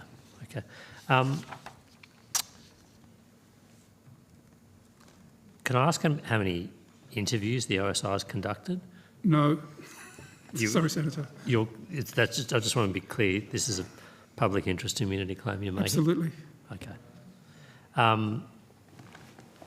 You're able to tell me, though, how many investigations the OSI has concluded? Well, that's 39, right? That's 53, as I said. 53 investigations, but 39 that have concluded or have been finalised. Subject to that terminology, finalisations. Okay. Thank you, Chair. That was all I had. But thank you, Senator Blyth. Thank you very much, Chair. I just wanted to ask some questions around the arrest of Mr. Ben Roberts-Smith. Did the OSI, either through you or any other officer, including the Attorney-General's Department, brief the Attorney-General or her office on the proposed arrest of Mr. Ben Roberts-Smith? Well, obviously, when the DPP were seeking consent to prosecute, the Attorney would have been aware that the next step would be an arrest, but the details and timing of an arrest, no. You weren't briefed on that? No. As far as I can recall, no. Did you want to check that? I can say that, as my practice is in both cases, to inform the Attorney that an arrest was happening. So, for example, on the day of the arrest or the morning of the arrest, I would have sent a message to the Attorney that it was happening, so that her and her office would be aware of the fact that it would become public knowledge in the next 20 minutes, half hour, 1 hour, and therefore be aware of all that. That's all. So you would not give advance notice of anything like that. Okay. Obviously, you could imagine it's operational. Yep. Thank you. Is that right, Ross? Yes. Yep. So only on the morning of, and was that done verbally in writing? It was a phone call. Okay. Phone call.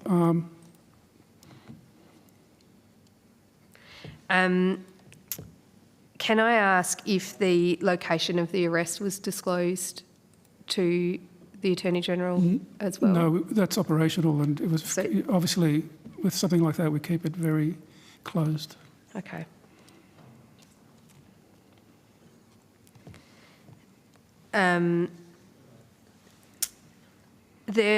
There were reports that Mr. Robert Smith had made offers to surrender himself voluntarily to the AFP if charges were to be laid.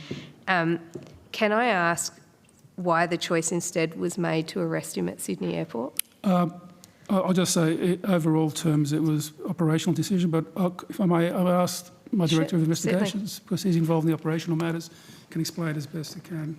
Rather than hear it from a public servant, you can hear it from a law enforcement expert. For the benefit of Hansard, Ross Barnett, Director of Investigations. Senator, in respect of your question, the arrest of any suspect for multiple murder charges is obviously preceded by careful operational planning, which considers all of the circumstances relevant to that individual case. That planning is designed to ensure that the arrest is conducted lawfully, safely and without incident, as was achieved in this case. In this particular case, the operational planning process did not support the option of an arrest by appointment. Can I ask why?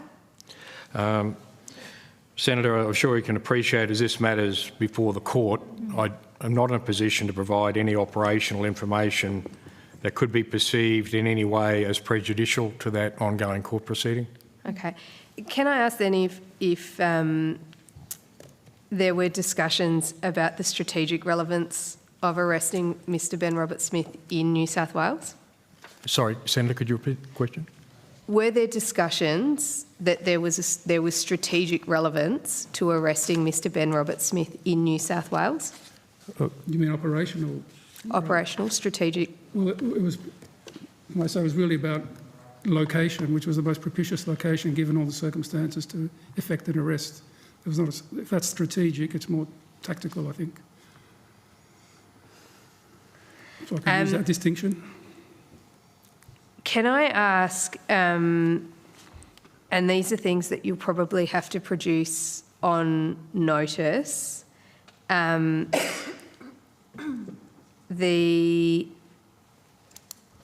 the only, and I'll just clarify, the only communication that you had between you and the Attorney General's Department involving the proposed arrest of Mr. Robert Smith was that one phone call on the morning of the arrest. Is that correct? To the attorney, yes. To the Attorney General's office. So to the office, not to the Attorney General in person, but to the office. If I may, when I called the attorney, it went to voicemail. I don't know where the attorney was, so I asked one of my staff to ring one of the advisors at the same time. It was around the same timeline. And that's the only contact? Any kind to do of... with the arrest, yes. In relation to the proposed arrest? So there was only that one voicemail and a call to voicemail and a call to the office, that was it? On the day of the arrest? In relation to... So in terms of any communication between the OSI and the Attorney General's office concerning the proposed arrest of Mr. Robert Smith, there was only that... Well, in the context of... there would have been a discussion about a potential future arrest in the context of seeking consent to prosecute, I imagine. Okay. So that would have been... But that didn't go into details of when or how... No, but it's still about the charges and an arrest. Can I ask you then on notice to provide any correspondence, written, oral, informal, between the OSI and the Attorney General's office from the 1st of February to the 7th of April 2026? I'll take that on notice, but obviously certain provisos associated with that. Fantastic, thank you. Can I also ask then, and these are probably all things that it's probably just easier given the time of the day to be taken on notice, if there are copies of any briefing material, talking points or correspondence provided by the OSI to the Attorney General or her office regarding the proposed manner of the location of the arrest? Sure, take that on notice. Thank you. A clear statement of whether the OSI advised the Attorney General or her office that Mr. Robert Smith had previously offered to surrender voluntarily, including the dates that that advice was provided. Take that on notice. And whether the OSI sought the Attorney General's approval or awareness in relation to the matter and location of the arrest. I'll take that on notice, but my recollection is nothing of that sort would have happened. Fantastic. Thank you. That's all from me, Chair. Excellent. Can I just clarify, when consent is given, we had this evidence from the Commonwealth DPP today. There is a assumption that an arrest may occur, and that's what the Director General was referring to. So that when consent is sought, which is required through the law, but that the Director General's evidence was not that there was an ongoing conversation about that. We wouldn't go into details, No. Minister, about It's things that's operational. operational. It would be very Thank you for the kept clarification, operational matter. Minister. That concludes the questions Thank we you very have much. for you. Sorry, we still got OSI. Can I just ask, before we let them go, I just wanted to... One. Yeah, so I just want to know, why was the media there when Ben Roberts-Smith was arrested then? How did they find out? Good question. So do you know the answers to that? I think it's a matter that concerns me. The media seem to have been privy to things, and therefore, we're taking steps to sort of ascertain what happened there. Yeah, because it wasn't just serendipitous, right? I mean, the media obviously Oh, it's clearly. I mean, it was. knew something was happening. Clearly, there was. Have you got a media liaison team at OSI? We have a two-person team that does media, parliamentary, FOI, PID. So it's a very small group. Did they field any queries on that morning or the day before, saying we've heard that, or anything that would have given you to? We were aware of media being present because we saw media on the morning around various places. But they hadn't. Had they made contact with anyone, your media team in OSI, to No. seek confirmation to your knowledge? Not that I'm aware of. Okay, if you could take that on notice as well. I mean, obviously you said it's of concern, and I think it should be. What steps are you taking to investigate what was the source of this leak that compromised this operation? Well, I can say that the AFP and I have written to the NAC about this, asking them to consider and to provide information about that we're aware of, and to ascertain that we believe there's an unauthorised disclosure. So you've written to the NAC asking. Yes. Is the NAC the right body to investigate this? I don't know. Yes, I think so. There's also it's complex because we've written jointly with the AFP to the NAC because we're both of that view, and it's a joint investigation. But obviously, we don't have the capability ourselves unless we bring in a private consultant to do some work on that. I think it surprised me that happened because we've usually been pretty good on keeping a low profile. Are you able to table that letter? I'll take that on notice, Mayor or Senator. I don't know what the procedures are because it's the first time we've done something like that. Yes, okay. Have you had a response from the NAC to your letter? No. Not yet. Have they been in touch to seek further information? Not yet. Not to interview? Not yet. They probably will, but I don't know what the situation is at the moment. We'll be focusing on estimates. Maybe it's come in today or something. I don't know. Okay, all right. Thanks for your indulgence, Chair. Thank you. Thank you, Senator Sharma. That does conclude questions that we have for you this evening. Thank you for your patience as well. We will take a very short suspension while we welcome our next witnesses.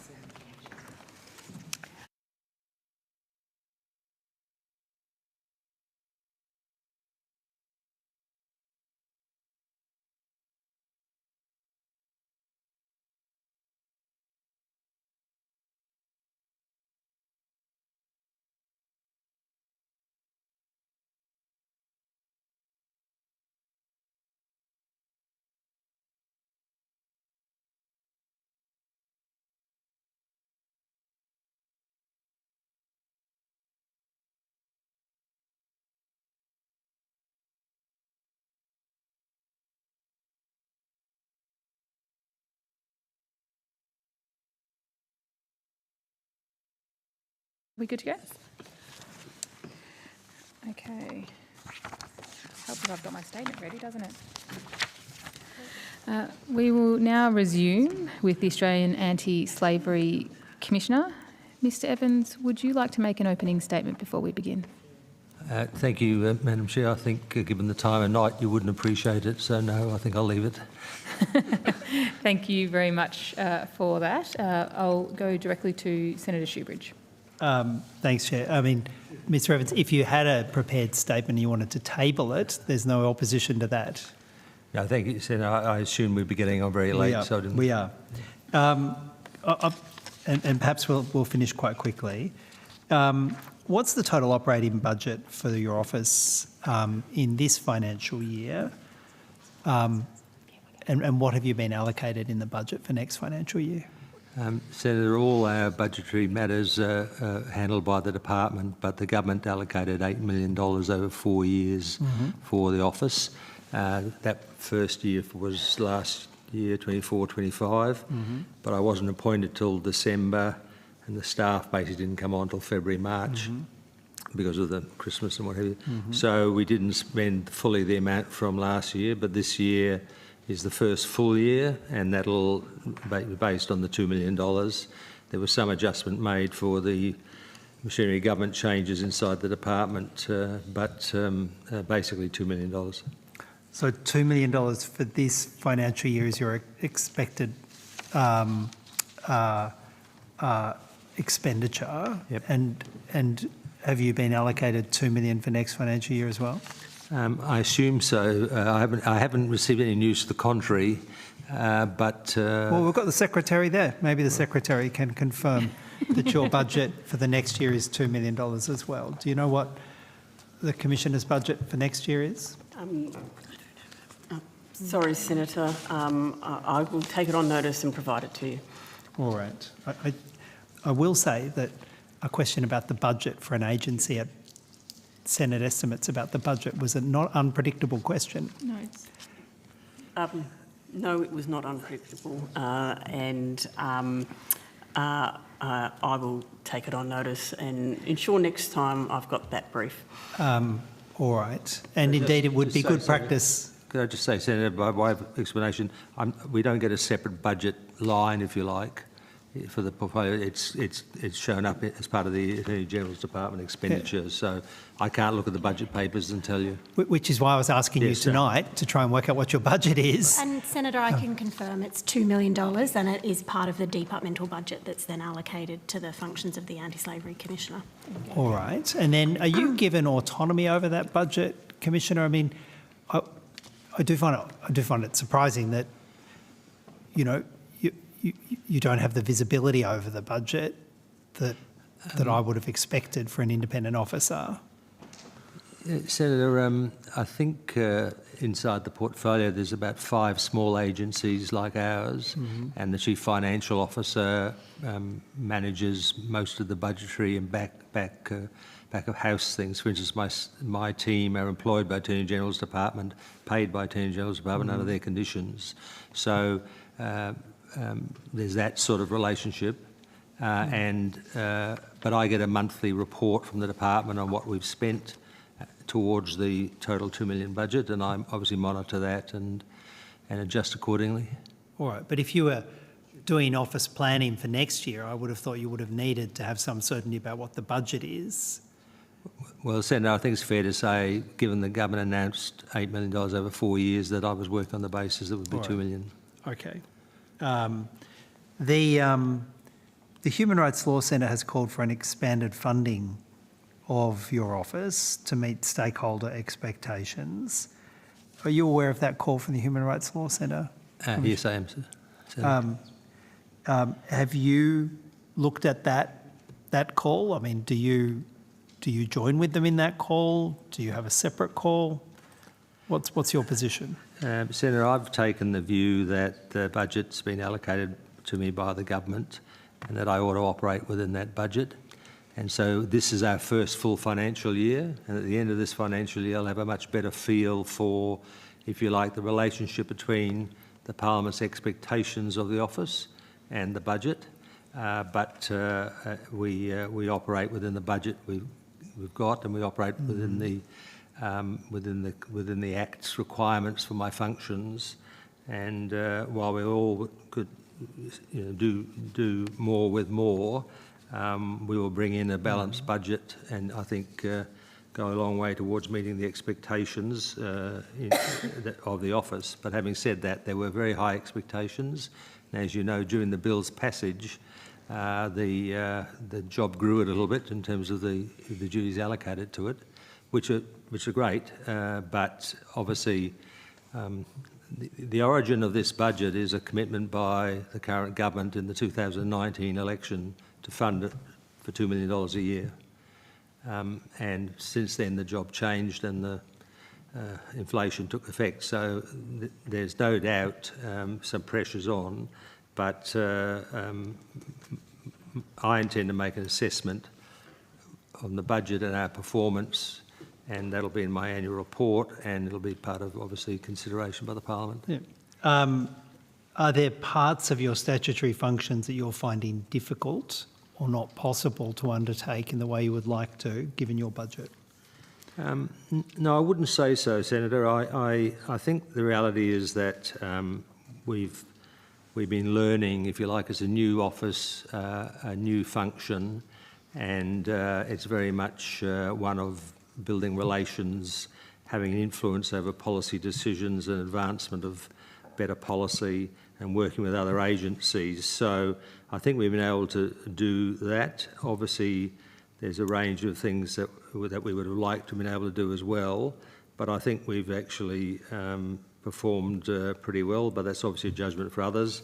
But I think my determination was to live within that budget and then make an assessment at the end of this year. Have you received any requests from civil society organisations for financial support?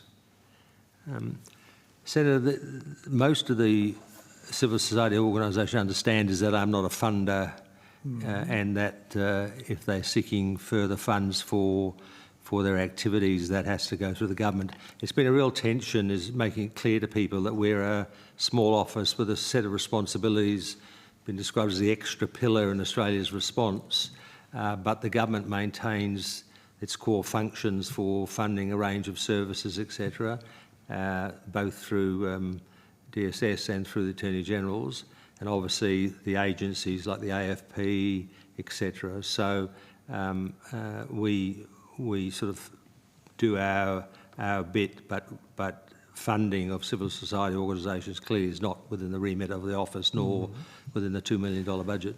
Have you had any requests?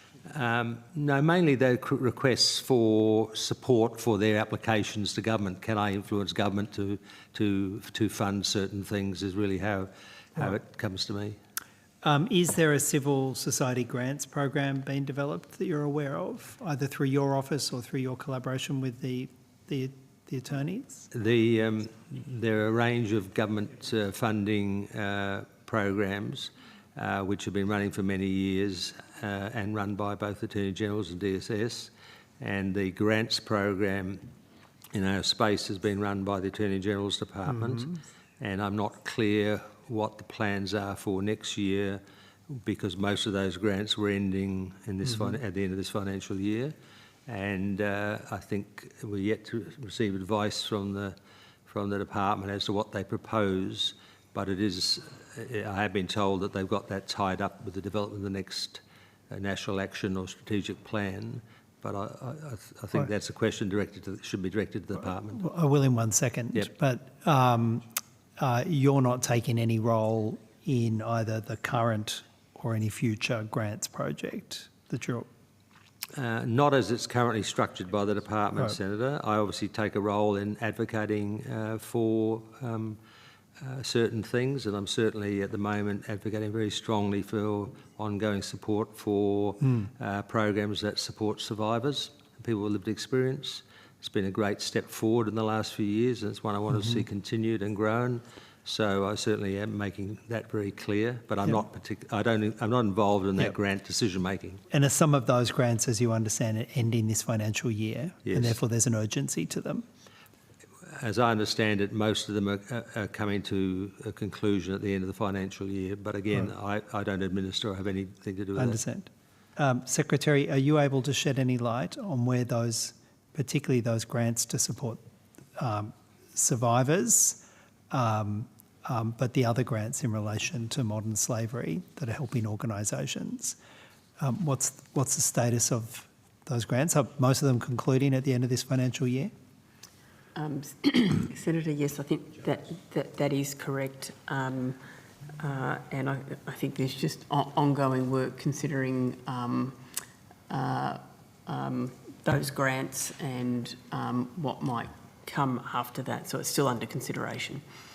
Yes, Senator, I can just add that the grants were for organisations for defined project-based initiatives, and we've got a process underway at the moment where the Australian Institute of Criminology is evaluating the National Action Plan to combat modern slavery, and that will then inform the future strategic response. So those issues will be considered as part of that.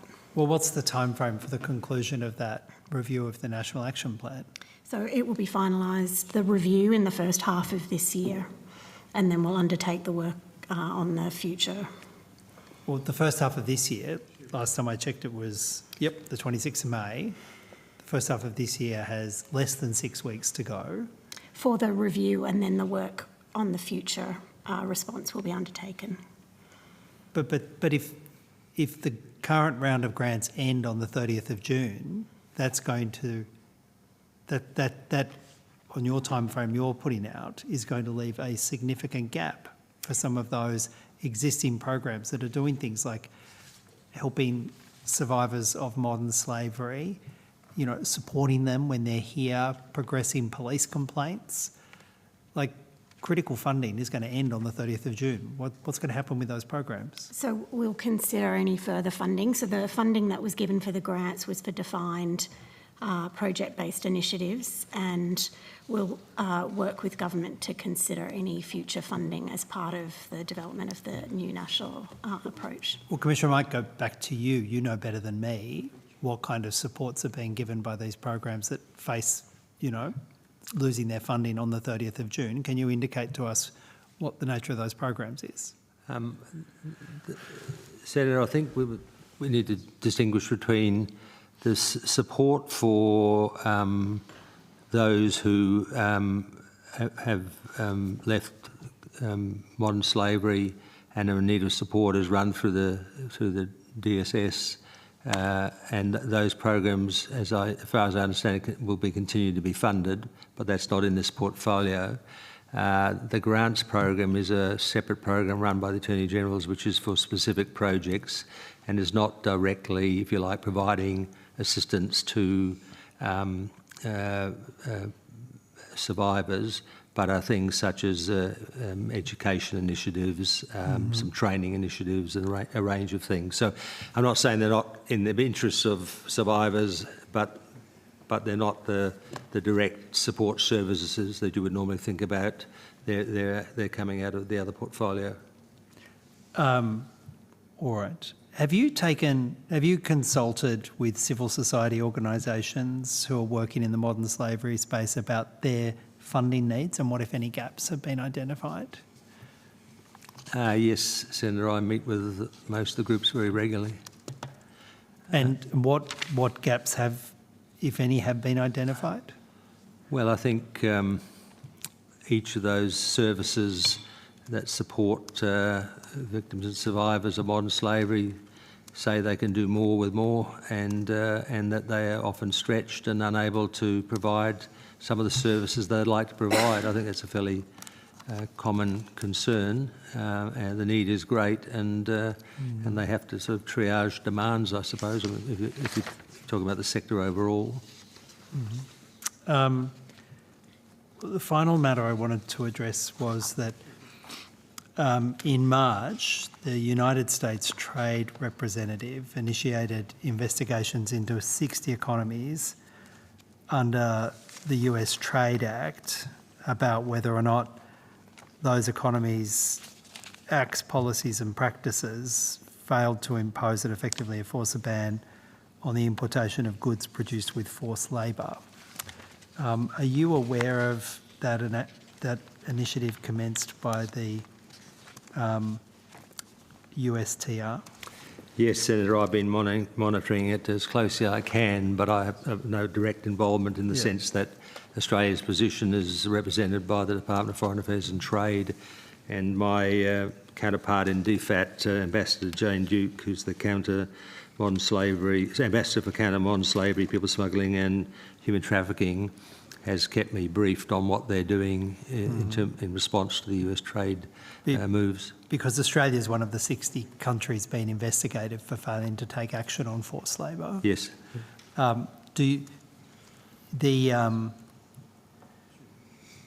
It's my understanding of the action is it's specifically directed at the failure of Australia, amongst other countries, to take action on a forced labour import ban.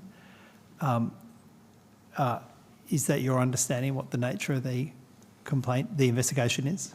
Well, it's slightly broader than that, but yes, it is about whether enough is being done to combat forced labour and goods made with forced labour entering the country. But we don't have any such ban, is that your understanding? No, Senator. Would you describe that as a failure in our modern slavery framework? I certainly we need a much stronger response to support business and to ensure that goods made with forced labour aren't entering the country and aren't in goods that we're consuming.